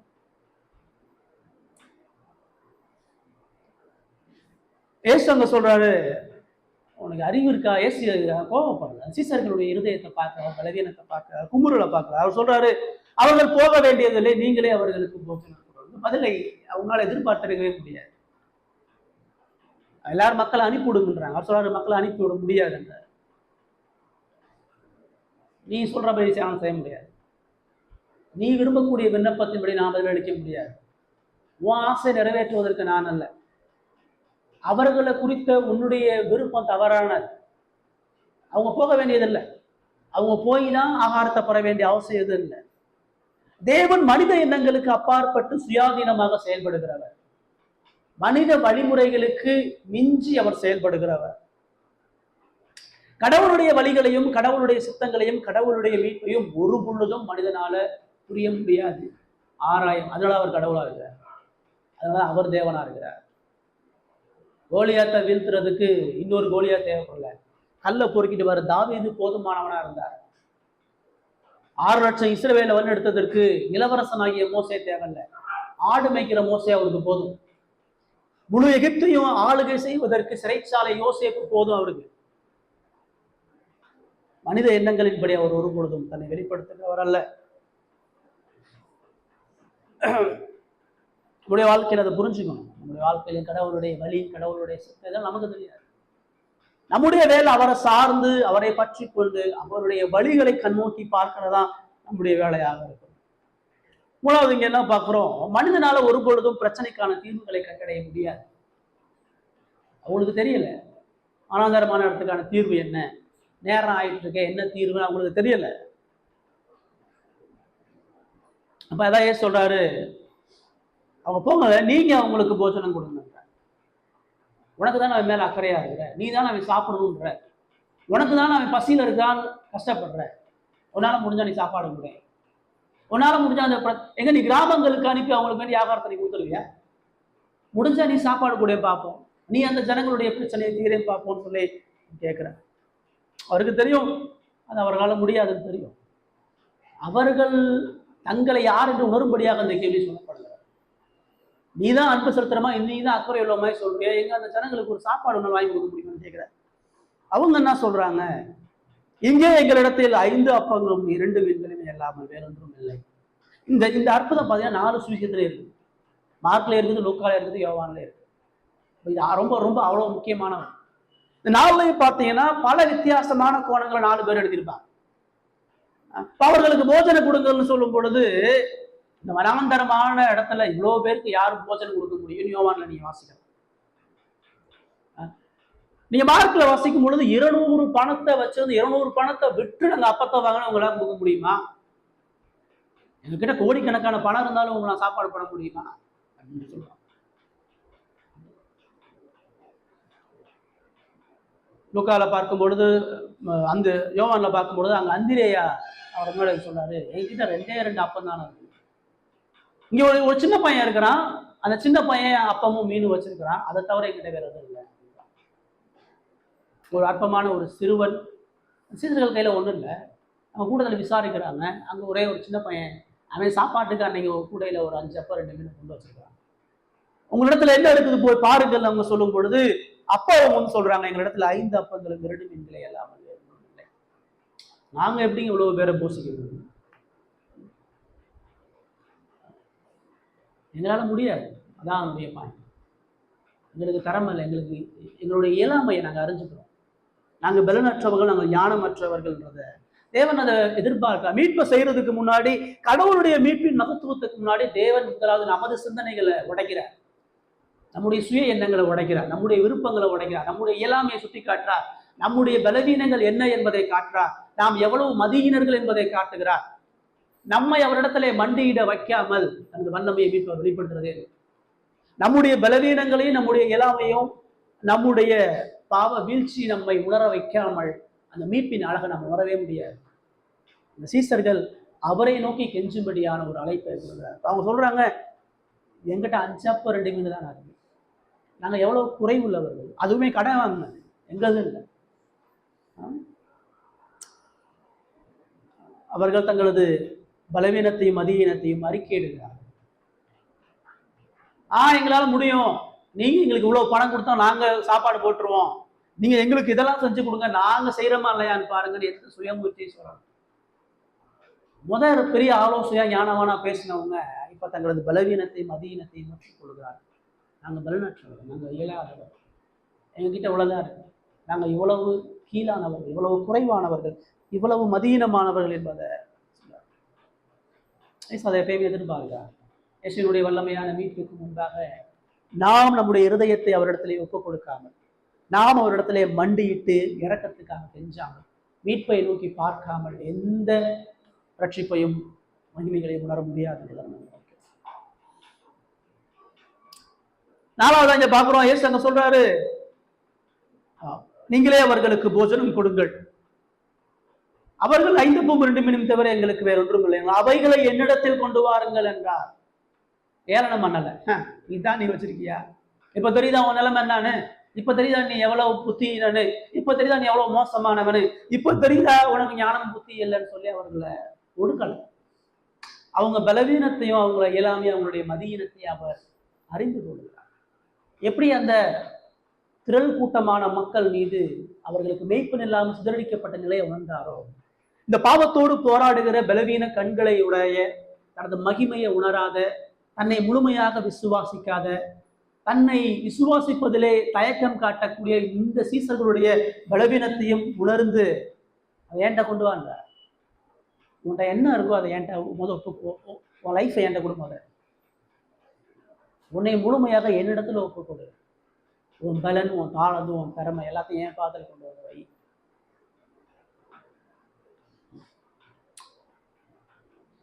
அந்த 5 அப்பம் 2 மீன் இல்லாமையும் அவரால் அற்புதம் பண்ண முடியும். அந்த மீனை வாங்கி தான் அவர் கொடுக்கும் செய்ய வேண்டிய எந்த அவசியம் இல்லை. அவர் எல்லாரையும் உட்கார வச்சு ஒரு செகண்ட் சிந்திச்சாவே எல்லாருக்கும் சாப்பாடு வந்திருக்கும்.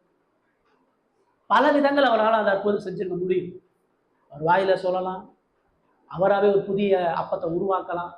ஆனா அவங்களுடைய கையில வச்சிருந்த 5 அப்பம் 2 மீனை வாங்கி தான் அந்த அற்புதத்தை அவர் செய்கிறார். என்ன சொல்ல வர்றாரு இயேசு? அவங்களுக்கு அந்த அந்த 5 அப்பமும் அந்த 2 மீனும் அவங்களுக்கு அற்பமானது. இதோ போய் வச்சு நான் எப்படி இவ்வளவு பேரை கொடுக்க முடியும்? இது ஒரு பொருளா? இதை வச்சு நான் கொடுக்க முடியுமான்றாங்க. ஆனா தேவன் அதை வைத்து அந்த அற்புதத்தை செய்கிறார்.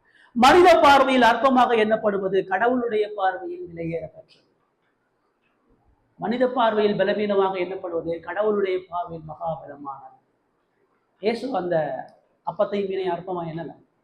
சீசர்களுக்கு அது அற்பமான பொருள், இயேசுவுக்கு அது விலையேற பெற்ற பொருள். இயேசு அதை வாங்கி அதன் மூலமா அந்த அற்புதத்தை நடத்துறார். அந்த 5000 பேர் போஷிக்கப்பட்டதனுடைய மூல காரணம் அந்த 5 அப்பம் 2 மீன் தான். அதான் அவர் பயன்படுத்துறார். நாம இயேசு கிறிஸ்துவின் இடத்துல எதை கொடுக்கிறோமோ அது ஒரு பொழுதும் இழப்பு கிடையாது. அவங்க 5 அப்பம் 2 மீனை கொடுத்துட்டு அதை இழப்பா நினைக்கல. அவங்க எதை கொடுத்தாங்களோ 1000 மடங்கு திரும்ப வாங்குறாங்க. அவருடைய கரத்துல இருந்து மறுபடியும் அந்த அப்பங்களையும் பல மீன்களை, ஆயிரக்கணக்கான அப்பங்களையும் ஆயிரக்கணக்கான மீன்களையும் அவருடைய கரத்துல இருந்து வாங்குறாங்க. ஊழியத்தினுடைய சக்சஸ் தான், இயேசுவுக்காக வாழக்கூடிய வாழ்க்கையினுடைய ஆசீர்வாதம் தான். நம்ம வாசம் லூக்கால 21ஆம் அதிகாரத்துல அந்த ஜீவனத்துக்கு ஏதுவான 2 காசை கொண்டு போய் ஆலயத்துல அவன் போடுறான்.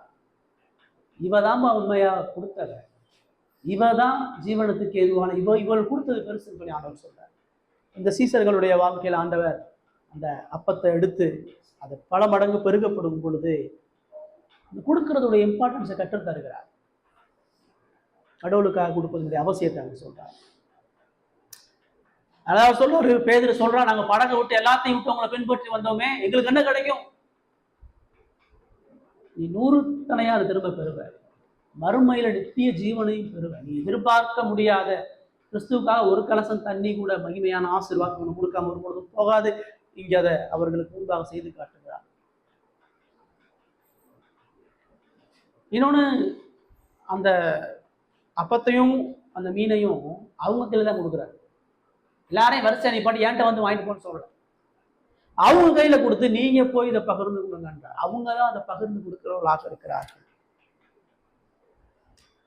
கிறிஸ்துவின் கட்டளையின்படி மற்றவர்களுக்கு பணிவிடை செய்கிறவர்கள் மிகப்பெரிய நன்மைகளை பெறுவார்கள். கிறிஸ்து கொடுத்ததை மற்றவர்களுக்கு கொடுக்கிறவர்கள் மிகப்பெரிய ஆசீர்வாதத்தை பெறுவார்கள்.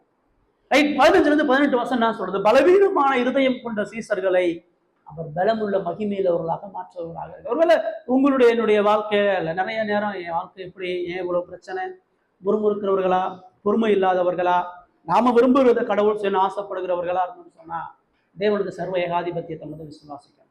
என் வாழ்க்கையில அவருடைய அனுமதி இல்லாமல் எது நடக்கிறது இல்லை.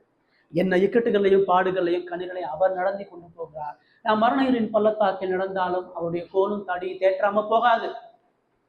அக்கினி சூளையில் அவர் வந்து காப்பாற்றாம போக மாட்டார். சிங்கக்கவியில் அவர் வராம போக மாட்டார். அதுதான் தானியேலும் ஒவ்வொரு விசுவாச வீரர்கள் அறிந்தார்கள். இதுதான் இந்த சீசர்கள் அறியும்படியாக அவர்களுக்கு அவர் சொல்றார். கடவுளுடைய மீட்பையும் மகத்துவத்தை நம்முடைய வாழ்க்கையை ருசி பார்க்கணும்னு சொன்னால் நம்முடைய அறியாமை, நம்முடைய பலவீனம், நம்முடைய குறைவு, நம்முடைய இயலாமையை எல்லாம் அவருடைய பாதத்தில் ஒத்துக்கணும். நான் சுத்தமான் கிடையாது, நீதிமான் கிடையாது, என்னால் உங்களுக்காக ஒன்றும் செய்ய முடியாது, நான் தகுதியற்றேன், பலவீனன், என்னால் இந்த பிரச்சனைக்கான தீர்வு தர முடியாது. நம்ம இருதயத்தை அவருடைய சமூகத்தில் ஊற்றுறவர்களாக நம்ம இழக்கும் பொழுது தேவனது மகிமையான ஆசீர்வாதங்களை பார்க்க முடியும். கடைசியா 19 to 21 வசனம் வாசிய. 19 to 21 வசனம். அப்பொழுது அவர் ஜனங்களை புல்லின் மேல் பந்தியிருக்க கட்டளையிட்டு அந்த 5 அப்பங்களையும் அந்த 2 மீன்களையும் எடுத்து வானத்தை அண்ணாந்து பார்த்து ஆசீர்வதித்து அப்பங்களை விட்டு சீசர்களிடத்தில் கொடுத்தார். சீசர்கள் ஜனங்களுக்கு கொடுத்தார்கள். எல்லாரும் சாப்பிட்டு திருப்தி அடைந்தார்கள். மீதியான துணிக்கைகளை 12 கூடைகளை எடுத்தார்கள். ஸ்திரீகளும் பிள்ளைகளும் தவிர சாப்பிட்ட புருஷர்கள் ஏறக்குறைய 5000 பேராய் இருந்தார்கள். ரைட். இப்போ அந்த அப்பத்தை 2 மீனையும் வாங்கி ஜனங்கள்ல புல்ல உட்கார வைக்கின்றார். ஏன்? படைப்பின் தேவன் மாத்திரமல்ல, அவர் ஒழுங்கின் தேவன். மொத்தமா எல்லாரும் வந்து முண்டி அடிச்சுட்டு வந்துடக்கூடாது. ஏன் எல்லாருமே பசியில இருக்கிறாங்க. ஒரு பாட்டுக்கு நிறைய அப்பத்தை வச்சிருந்தா திம்முன்னு வந்துருவாங்க. ஒரு கன்ஃபியூஷன், ஒரு குழப்பம் ஏற்படும். யோவான்ல பார்க்கும்போது 100 100 50 50 உட்கார வைக்கின்றார். வந்திருக்கிற 20,000 பேரையும் 50 50 100 100 பந்தியில உட்கார சொல்றாங்க. உள்தரையில் அவங்க எல்லாம் பந்தியில உட்கார்றாங்க. அவங்கள வழி நடத்தக்கூடிய, மீட்கக்கூடிய ஜனங்களை நியமிச்சு அந்த கூட்டம் அங்க இருக்கு. தேவன் ஒழுக்கத்தை விரும்புகிறவர், டிசிப்ளினை விரும்புகிறவர், நீதியானவைகளை செய்கிறார். அப்போ பந்தியிற்கு கட்டளையிட்டு அப்புறம் அந்த 5 அப்பங்களையும் அந்த 2 மீன்களையும் எடுத்து வானத்தை அண்ணாந்து பார்த்து ஏன் இதெல்லாம் செய்யறாரு? பிட்டு கொடுத்து அவங்களுக்கு கொடுக்குறான்னு சொல்லிட்டாங்க. முதல்ல அவர் அதை வாங்கி இந்த பிரச்சனைக்கான தீர்வு இது. அந்த வனாந்தரமான இக்கட்டான காரம், அந்த சாயங்காலமான நேரம், அவர்களுடைய பசிக்கான தீர்வு முதலாவது கடவுளுடைய கிருபை இல்லாமல் தீர்க்கப்பட முடியாது. இந்த அப்பத்தையும் அந்த மீனையும் அவர் எடுத்து வானத்தை அண்ணாந்து பார்க்கிறார். அவங்களுக்கு அற்பமா எண்ணப்பட்ட அந்த 5 அப்பம், அந்த 2 மீன், இயேசு சொல்றாரு, இது பிதாவினுடைய கரத்திலிருந்து என்னுடைய கரத்துக்கு வந்திருக்கு. கடவுள் இந்த அற்பமானதிலே தமது மகிமையான கிருபைகளை வெளிப்படுத்த சித்தம் உள்ளவர். மீட்பு கிருபையின் செயல். அதான் சொல்றது. உங்களுடைய பிரச்சனையை தீர்க்குவதற்கு, உங்களுடைய வாழ்க்கையில சமாதானத்தை அருள்வதற்கு, உங்களுடைய வாழ்க்கையுடைய இக்கட்டுகளை கடவுள் செயல்படுத்துவதற்கு நீங்கள் நானும் ஒன்றும் செய்ய முடியாது. அவருடைய கிருபை பிரதானமானது. இயேசு தேவகுமாரனா இருந்த பொழுதும் பிதாவினிடத்துல கிருபை எதிர்பார்த்தவரா இருக்கிறார். பிதா அனுமதி கொடுக்காமல், பிதா அந்த பாவிகளுக்கு இறங்காமல் இவர்களை போஷிக்க முடியாது என்பதை புரிந்து அவர்களின் ஆசாரியனா, அவர்களின் பிரதிநிதியாக, அந்த ஒடுக்கப்பட்ட ஜனங்களுடைய பலவீனமான சீசர்களுடைய பிரதிநிதியாக நின்று பிதாவுக்கும் பாவிகளுக்கும் மத்தியஸ்தராக இயேசு நின்று அந்த அப்பத்தையும் அந்த மீனையும் கண்ணோக்கி பார்க்க முடியாத பிதாவை நோக்கி கெஞ்சுகிறார். வாங்கி வானத்தை பார்க்கறது எல்லாரும் பார்க்கிறார். ஒரு யூதன் எப்பொழுதும் சாப்பிடும் பொழுது அந்த சாப்பாட்டை வானத்துக்கு ஏறெடுத்து நன்றி செலுத்தி தான் சாப்பிடுவோம். ஏன்னா இந்த உணவு என்னுடைய உழைப்பினால வந்ததல்ல, இந்த உணவு என்னுடைய திறமையினால வந்ததல்ல, இந்த உணவு என்னிடத்திலிருந்து இருக்கக்கூடிய எந்த நன்மையான குணாசி நிமித்தமாக வரல. இந்த உணவு உங்களுடைய சுத்த கிருபை. நான் ஜீவன் பெற்று இந்த உணவை புசிப்பது உமது அனுகிரகம், உமது இரக்கம் என்பதை ஒவ்வொரு முறையும் சாப்பிடும் பொழுது அவன் அறிக்கையிடும். கிறிஸ்தவர்களாக சாப்பிட்றதுக்கு முன்னாடி ஏன் ஜெபிக்கிறோம்னு சொன்னால் இயேசு அதை பண்ணியிருக்காங்க. அது யூத ஒரு வழக்க முறை. இயேசு அதே மாதிரி அந்த அப்பத்தை எடுத்து பிதாவுக்கு நன்றி செலுத்தி அவர் சோஸ்தரித்து அண்ணாந்து பார்த்து கிருபையை கேட்டு அதை ஆசீர்வதித்து அப்பங்களை பிட்டு கொடுத்தா. ஏன் பிற்கணும்? ஒரு ஆசீர்வச்சு அப்படியே கொடுத்துருந்துருக்கலாம். அப்பத்தை யாரும் பாதியா சாப்பிட போறதில்ல, முழுமையாக தான் சாப்பிட போறாங்க. அவர் அப்பங்களை எடுத்து பிட்டு சீசர்களிடத்தில் கொடுத்தார். இந்த அற்புதம் எப்படி நடந்துச்சுன்னு யோசிங்க. அவர் 5 அப்பத்தை எடுத்து பிட்டு சீசர்களை கொடுக்கிறார். இப்ப சீசர்கள் அதை மக்கள்கிட்ட கொடுக்கும் பொழுது பெருகுதா? சீசர்கள் கூடிய நிரப்பி பரிமாறும் பொழுது அந்த அப்பம் பெருகுதா? அல்லது அந்த 5 அப்பத்தை பந்தியில மக்கள் கையில கொடுக்கும் பொழுது அது பெருகுதா? இது எப்படி பெருகுச்சு? இது எப்படியுமே பெருகலை. இது அவர் கையில இருந்து தான் பெருகுச்சு. அதான் அவர் பிட்டு அப்பத்தை கொடுக்கறதா இப்படி ஃபுல்லா கொடுத்துருவார். அவர் பிட்டு கொடுத்தாருன்னா பாதி கையில வச்சு பாதி தான் கொடுக்குறாரு. அவர் உடைச்சு இந்தான் கொடுக்குறார், உடைச்சு இந்தான் கொடுக்குறார், உடைச்சு இந்தான் கொடுக்குறார். ஒவ்வொரு ஜனங்களுக்குமான மீட்பு அவருடைய கரத்துல எல்லாம் கையை பாக்குறாங்க. கையில உடைச்சு உடைச்சு வந்துட்டே இருக்கு.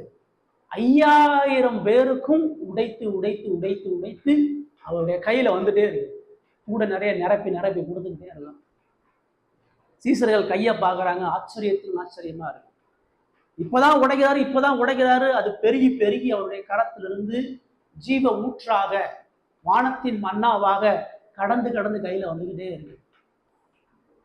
மீட்பு கிருபையின் செயல் மாத்திரமல்ல, மீட்பு கிறிஸ்துவின் சிலுவையின் அடிப்படையில் மட்டுமே. எப்படி இங்க சிலுவை நம்ம ஒப்புமைப்படுத்தலாம்னு சொன்னீங்கன்னா, இப்போ இங்க சொல்லப்படக்கூடிய அந்த வினை சொல்லையும் திருவிருந்துல சொல்லப்படக்கூடிய வினை சொல்லும் ஒன்னாவே இருக்கு. பஸ்கா பண்டிகையில மேல் வீட்டறையில சீசர்களை பந்தி அமர்க்க செய்து அப்பத்தை எடுத்து அண்ணாந்து பார்த்து ஆசிர்வதித்து பிட்டு சீசர்களுக்கு கொடுத்து நீங்கள் புசியுங்கன்றார். அதே தான் அங்கேயும் செய்யப்படுது. பந்தி இருக்க சொல்றாரு, அப்பத்தை எடுக்கிறாரு, அண்ணாந்து பார்க்கிறாரு, ஆசிர்வதிக்கிறாரு, உடைக்கிறாரு, சீசர்கள்ட்ட கொடுக்கிறார். அவருடைய திருவிருந்தினுடைய நிழல் நாட்டம் அது. அவருடைய மரணத்தினுடைய நிழல் அந்த அப்பத்தை பிட்டு கொடுப்பது. அதான் அவர் உடைச்சு கொடுக்கிறார். அவருடைய பிதாவினுடைய ஆசீர்வாதம் பாவிகளுக்கு வருவதற்கு அவருடைய மரணம் பிரதானமானது.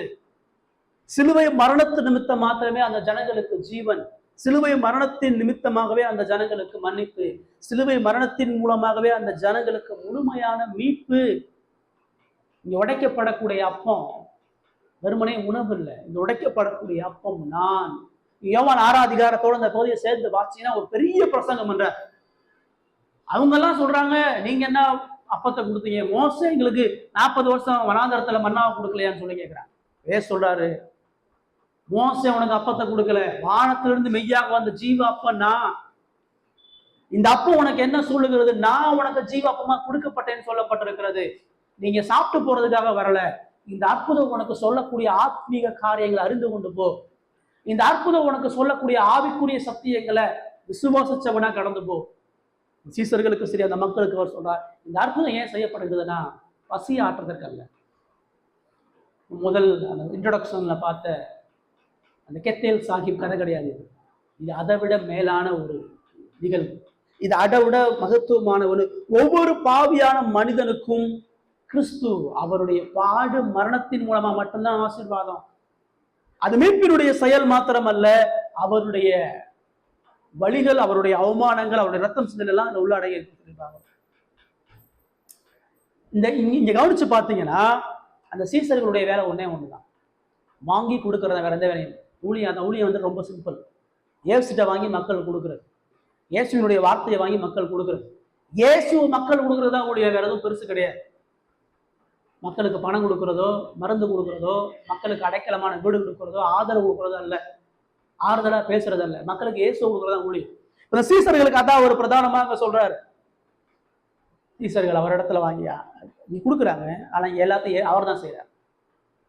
அவர் தான் ஆர்கனைஸ் பண்றாரு, அவர் தான் பிளான் பண்றாரு, அவர் தான் திட்டம் பண்றாரு, அவர் தான் ஆசீர்வதிக்கிறாரு, அவர் தான் அப்பத்தை எடுக்கிறாரு, அவர் தான் பிற்கிறாரு, அவர் தான் கொடுக்கிறாரு, அவர் கையில இருந்தா பெருகுது, அவர் கையில இருந்து தான் ஜனங்களுடைய கருத்துக்கு செல்கிறார். அவர் நேரடியாக ஜனங்கள்ட்ட கொடுக்காம சீசர்களை உள்ள கொண்டு வந்து கொடுக்கிறார். அந்த சீசர்கள் மூலமாக தனது மீட்பையும் மகத்துவத்தையும் வெளிப்படுத்துகிறார். சபை இல்லாம கிறிஸ்துவனுடைய மகத்துவத்தை உணர முடியாது. கிறிஸ்துவ ஒரு மனுஷனை உணரும்னு சொன்னா திருச்சபை தான் அவசியம். திருச்சபையின் மூலமாக தான் கிறிஸ்து ஆவிக்குரிய நன்மைகளையும் தனது மகிமைக்குரிய ஸ்லாக்கியங்களையும் வெளிப்படுத்துகிறார்.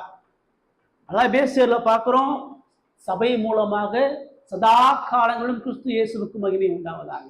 அவரை திருச்சபைக்கு தலையாக கொடுத்து தலைமுறைக்கு அவரை தலைவரா வச்சு சபை அதன் மூலமாக போஷிக்கப்படுகிற சொல்கிறார். இந்த உலகத்தினுடைய வனாந்தரமான இந்த உலகம் பாவத்துல பசியில வாடுது. வனாந்தரமான இந்த உலகம் பாவ நோயில் அடிபட்டு கிடக்குது. வனாந்தரமான இந்த உலகம் பிசாசினுடைய அடிமைத்தனத்துல இருக்குது. வனாந்தரமான இந்த உலகம் அநேக போதை, அநேக விபச்சாரங்கள், அநேக திருடு, அநேக கொலைகளை செத்துக்குள்ள இருக்கிறது. இந்த கூட வந்த 20,000 போல உயிருக்கு போராடக்கூடிய இந்த உலகத்துக்கு சீசர்கள் தான் கிறிஸ்து என்கிற ஜீவ அப்பத்தை கொடுக்க முடியும்.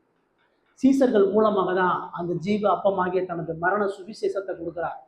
அந்த மரண சுவிசேஷம் மாத்திரமா மக்களை திருப்தி எடுத்து செய்கிறதாக இருக்கிறது.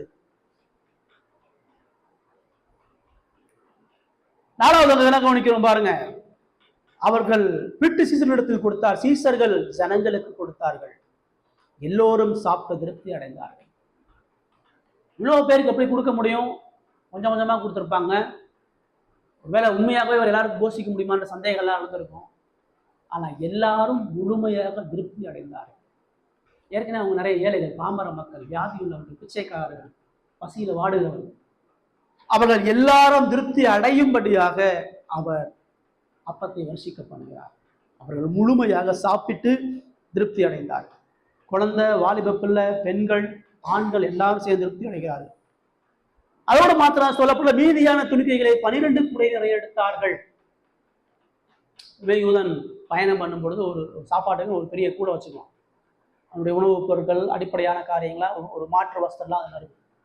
இப்போ அந்த சீசர்கள் 12 கூடையை வச்சிருக்கிறாங்க. அவர்களுடைய உணவுக்கான அந்த ஆயத்த கூடை, அந்த கூடையில தான் அந்த அப்பம் அவருடைய கரத்திலிருந்து வந்து அவங்களுக்கு பரிமாறப்படுகிறது. எல்லாரும் உட்காந்து சாப்பிட்டு ஃபுல்லாயிருச்சு. இனிமேல் யாருக்குமே தேவைப்படல, எல்லாருமே வயிறு ஃபுல்லாயிருச்சு. இவங்க எவ்வளோ கூவி கேட்டாலும் எல்லாரும் சாப்பிட்டு முடிச்சிட்டாங்க. சாப்பிட்டு முடிச்சதுக்கு அப்புறம் அற்புதம் நிக்கல. எல்லாரும் திருப்தி ஆயிட்டாங்க. இனிமேல் எக்ஸ்ட்ரா எந்த அப்பமும் கொடுக்க வேண்டிய அவசியம் இல்லை. எல்லாரும் திருப்தி ஆயிட்டாங்க. இனிமேல் மீதியானது எதுக்கு அவசியம் இல்லை. ஆனா இங்க சீசர்கள் வந்து அவங்க பசியா இருக்கிறாங்க, அவங்க கிராமத்துக்கு அனுப்புங்கன்றாங்க. கிராமத்துக்கு அனுப்புனாலும் அவங்களால திருப்தியா சாப்பிட முடியாது, ஆனா அனுப்புங்கன்றாங்க. ஆனா இயேசு அவங்க சாப்பாட்டை கொடுத்து அவங்க திருப்தியா மட்டும் ஆகல. அவங்க மீதியா 12 கூடையினுடைய சீசர்கள் ஒவ்வொருத்தரும் ஒவ்வொரு கூட நிறைய அப்பத்தை மீன்களையும் சேர்த்து வைக்கிறாங்க, பார்க்குறாங்க. ஏன் இந்த மீதியான 12 கூடை வைக்கிறவர்கள் பார்க்கிறார்கள், எடுத்து வைக்கிறாங்க. ஆனால் முதல்ல கிறிஸ்துவ தவிர அந்த உலகத்தை யாரும் திருப்திப்படுத்த முடியாது.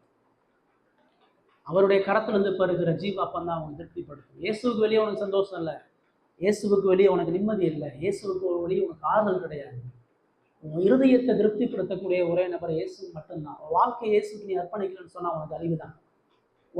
வாழ்க்கையை இயேசுவுக்கு நீ ஒப்பு கொடுக்கலன்னு சொன்னா உனக்கு ஒரு பொழுதும் சந்தோஷம் வராது, விடுதலை வராது, நிம்மதி வராது. எல்லாம் தற்காலமா மூடி போயிடும். அவருடைய கரத்துல இருந்து ஜீவ அப்பமாகிய அவருடைய மன்னாவாகிய சுவிசேஷத்தை, அவருடைய மரண ஆசீர்வாதங்களை, அவருடைய நித்திய நன்மைகளை பெறுகிறதா உனக்கு ஆறுதலும் சமாதானம் தான் ஆத்மாவை திருப்திப்படுத்துன்றதை பார்க்கிறோம். ஃபைனலாக 5வது அங்கே நம்ம என்ன பார்க்குறோம்னு சொன்னால், அந்த மீதியான 12 கூடை நிறைய அவங்க எடுத்தாங்கன்னு அது சொல்லும் பொழுது அவருடைய அளவில்லாத அன்பையும் நன்மைகளையும் காண்பிக்கிறார். அவங்க லிமிட்டாக யோசிக்கிறாங்க, அவர் அன்லிமிட்டடாக கொடுக்குறாரு. அது வேஸ்ட் ஆகலை, அந்த சாப்பாடு வீணா போகல. ஐயோ இதெல்லாம் பொழுது வீணா போச்சுன்னு இல்லை. அந்த 12 கூடையை அவங்க எடுத்துட்டு திரும்ப பயணம் பண்றாங்க. அந்த அற்புதத்தினுடைய சத்தியம் அவங்க வாழ்க்கையில தொடர்ந்து எதிரொலித்துக் கொண்டே இருக்கு. அவர்கள் சிந்தனைக்கும் எண்ணங்களுக்கும் அப்பாற்பட்டு ஆசீர்வதிக்கிறார். அவங்க சாப்பாடு கொடுப்பாரு கூட எதிர்பார்க்கலாம், யாரும் திருப்தியாக்குவார்னு எதிர்பார்க்கலாம். மீதியான கூடையை கொடுப்பாருன்னு யாரும் யோசிக்க மாட்டாங்க. அவருடைய அன்பு நீங்கள் நானும் சிந்திக்க முடியாத அளவுக்கு பெரியது. அவருடைய இரக்கம் உங்களுடைய தேவைகளை விட பெரியது. அவருடைய ஆழமான மனதுருக்கம், அவருடைய நன்மையான ஆசீர்வாதங்கள் உங்களால் என்னாலும் கற்பனை பண்ண முடியாத அளவுக்கு உயரமானது, ஆழமானது, அகலமானது, பெரியது. அவங்க வாழ்க்கையை யோசிச்சு பார்த்தீங்கன்னா தெரியும். நீங்கள் நான் எதிர்பார்க்காத மேன்மையான உன்னதமான ஒரு வாழ்க்கையை கொடுக்கிறார். விசுவாசிக்கிற ஒவ்வொரு ஜனங்களுக்கும் பரலோகத்துல அவர் நீதிக்குரிய, பரிசுத்தத்துக்குரிய, உன்னதத்துக்குரிய ஆசீர்வாதம் நமக்காக விட்டு வச்சிருக்கிறார். நீங்கள் நான் அதெல்லாம் ஒரு பொழுது உணர முடியாது. நாம் திருப்தி அடைந்தாலும் அவர் எல்லாவற்றிற்கும் மேன்மையான நன்மைகளை தருகிறவர். அது கிறிஸ்துக்கிட்ட மட்டும்தாங்க நீங்க பெற முடியும். கிறிஸ்து ஒருத்தர் மட்டும்தான் அன்பினால நம்மளை அதிர்ச்சி அடை செய்கிறவர். அது மன்னிப்பினால அவர் மகத்துவமான அரவணைப்பு வெளிப்படுத்துகிறவர். மனதுருக்கத்தின் மூலமாக அவரோடத்தில் இணையும்படியாக, அவரோடு நம்மை வாழ்க்கை அர்ப்பணிக்கும்படியான பல நன்மைகளை செய்யும்படியாக அவர் செய்கிறார். மத்திய கடைசியாக தான் சொல்றாரு, ஸ்திரீகளும் பிள்ளைகளும் தவிர சாப்பிட்ட பொருள் ஏறக்குறைய 5000 பேராக இருந்தார். சும்மா 100 பேருக்கு சாப்பாடு கொடுக்கணும். பழைய ஏற்பாட்டில் எலிசா 20 அப்பத்தை எடுத்து 100 பேருக்கு போசிக்கிறார். இது அதனுடைய ஒப்புமை தான். மன்னா 40 வனாந்தரத்தில் மன்னா பூசிக்கிறாங்க. அந்த மன்னா டைமுக்கு தான் கிடைக்கும். மன்னா லிமிட்டேஷன் தான். அவங்க 6 நாள் 7வது நாள் அதை புசிக்க முடியாது. அவர்களுக்கு அது ஒரே ஆகாரம் தான். அவர்களுக்கு அதுல அநேக நெருக்கடிகள் இருக்குது. அதை எப்படி சாப்பிடணும், எப்படி பயன்படுத்தணும்லாம் சொல்றாங்க. இங்க அப்படிலாம் எதுவுமே 20,000 பேர் சாப்பிட்டாங்கன்னு சொல்லும் பொழுது, ஒரு 1000 பேருக்கு நீங்க சாப்பாடு போட்டீங்கன்னா, ஒரு மேரேஜ், ஒரு கல்யாணத்துல 1000 பேர் சாப்பிட்றேன்னு சொன்னா, அந்த 1000 பேர் சாப்பிட்றதுக்கு வேண்டிய உழைப்பு எவ்வளோன்னு தெரியுமா? எவ்வளவு பணம் செலவாகும்? பொருள் வாங்க ஒருத்தன் போகணும், சமைக்கிறவன் செய்யணும், சர்வ் பண்ணணும், இடம் இருக்கணும், ப்ராப்பரா அரேஞ்ச் பண்ணணும், எல்லாத்துக்கும் வேலை தேவை.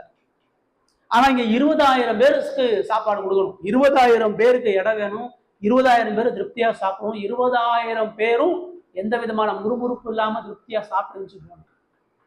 அதுக்கு எவ்வளவு உழைப்பு, எவ்வளவு அர்ப்பணிப்பு, எவ்வளவு மேன்மைக்குரிய காரியங்கள். நான் இயேசுவால மட்டும்தான் அது முடியும். இயேசுவால மட்டும்தான் அது சாத்தியமானது. ஆனா இங்க இருக்கிறவங்க எல்லாரும் யோவானை நீங்க திரும்ப பார்க்கும் பொழுது இதெல்லாம் சாப்பிட்டு இவர் தான் மேசியான் எல்லாம் சொன்னாங்க, இவர் தான் நம்முடைய ராஜான்னு எல்லாம் சொன்னாங்க. ஏன்? அவர்கள் அந்த அற்புதத்தினுடைய சத்தியத்தை விட்டுட்டு இவரை நம்ம ராஜாவாக்கிட்ட தினந்தோறும் சாப்பாடு போட்டுருவார். இவரோட ராஜாவாக்கி நம்ம உழைக்க தேவையில்ல, தினந்தோறும் அவர் கையில இருந்து அப்பா வரும், நம்ம சாப்பிட திருப்தியா இருக்காங்க. அதான் அவங்களுடைய மோட்டிவ். அவருடைய கருத்தினுடைய நன்மைகளை பார்த்தாங்க. அந்த அப்பத்தை கொடுத்த ஜீவ அப்பமாய கிறிஸ்துவ மறந்துட்டாங்க. அதான் சொல்றாரு, அழிந்து போகிற போஜனத்துக்காக நீ என்னை தேடாத, நித்திய ஜீவன் இருக்கிற போஜனத்துக்காக என்னை தேடி வாழ்ந்தார். அவர்கள் சரீர அப்பத்தை பெற்றுக்கொள்ள விரும்பினார்களே ஒழிய பரலோகத்திலிருந்து இறங்கி வந்த ஜீவ அப்பமாகிய தேவகுமாரனை ஏற்றுக்கொள்ளலாம். நீங்கள் நானும் எந்த அப்பத்தை தேடுறோம்? உங்களுக்கு எனக்கு எந்த அப்பம் தேவை? ஒருவேளை அந்த 20,000 பேர்ல அநேகர் அந்த மகிமைக்குரிய அப்பத்தை ருசி பார்த்தாங்க. நான் ஜீவ அப்பமாகி அவரை விட்டுட்டு போயிட்டேன், அவரை இழந்துட்டு போயிட்டேன். நீங்கள் நான் இந்த உலகத்துல கடவுளால பல ஆசீர்வாதங்களை பெறலாம், பல நன்மைகளை உங்களுக்கு எனக்கு பெறலாம். ஆனா அந்த நன்மைகளை தருகிற கிறிஸ்துவ நம்ம விட்டோன்னு சொன்னா அதை விட ஒரு மோசமான அழிவு, அதை விட ஒரு மோசமான ஆபத்து நம்முடைய வாழ்க்கையில் இருக்கு. ஜீவப்பமாகிய கிறிஸ்துவ நாள்தோறும் உட்கொள்றீங்களா? உங்க சரீர ஆகாரத்தை புசிக்கிறதை விட உங்க ஆத்ம ஆகாரத்துக்கு, உங்க இறுதிய நன்மைக்கான ஆகாரமாகிய அவரை புசிக்கக்கூடிய இருதயம் உங்களுக்கு இருக்குதா? வாஞ்ச இருக்குதா? தேடுதல் இருக்குதா? அர்ப்பணிப்பு இதெல்லாம் இல்லைன்னு சொன்னா நீ வாழ்றதே வேஸ்ட். உங்க வாழ்க்கை ஒரு பயணத்து, ஒரு கீழே ஆனது. சோத்துக்காக வந்த அந்த கூட்டத்துக்கு போல வெறுமனே நன்மைக்காக வருகிற நீங்க ரொம்ப ஒரு மோசமான ஒரு முடிவையும் ஒரு ஏமாற்றத்தையும் செஞ்சீங்க. இந்த கூட்டம் அப்பத்தை புசிச்சு போச்சு, ஒரு பொழுதும் நித்திய நன்மைகளை பெறல, ஜீவப்பமாகி அவரை மறந்தாங்க. நீங்கள் நானும் இந்த அற்புதத்தின் மூலமாக சொல்லப்படுகிற ஆவிக்குரிய சத்தியத்தை ஒருபோதும் மறந்துருக்கிறாங்க. மனுஷன் அப்பத்தினாலே மாத்திரம் அல்ல, தேவனுடைய வாயிலிருந்து புறப்படுற ஒவ்வொரு வார்த்தை நான் அந்த வார்த்தை தேவனாய் இருந்தது, அந்த வார்த்தை தேவனாய் இருந்தது, அந்த வார்த்தை மனுஷருக்கு ஒளியாய் இருந்தது. எந்த மனுஷனையும் பிரகாசிப்பிக்கிற வார்த்தையே அந்த வார்த்தை. இயேசு உங்க வாழ்க்கையில யாரா இருக்கிறா? இயேசுவினுடைய அன்பை இறக்கத்தை யோசி பாருங்க. பலவீனங்கள் மத்தியில் இயேசு உண்மையா நேசிங்க. அவருடைய மீட்புக்கு பாத்திரவான்களா? அவர் நமக்காக மரித்து அடக்கம் பண்ணப்பட்டு ஆழமான தமது அன்பை இறக்கத்தை காண்பித்திருக்கிறார். அந்த இயேசுவுக்கு அடிபணிந்து வாழ்வோம். கர்த்தர் நம்மை நமது கிருபையினாலே பலப்படுத்தி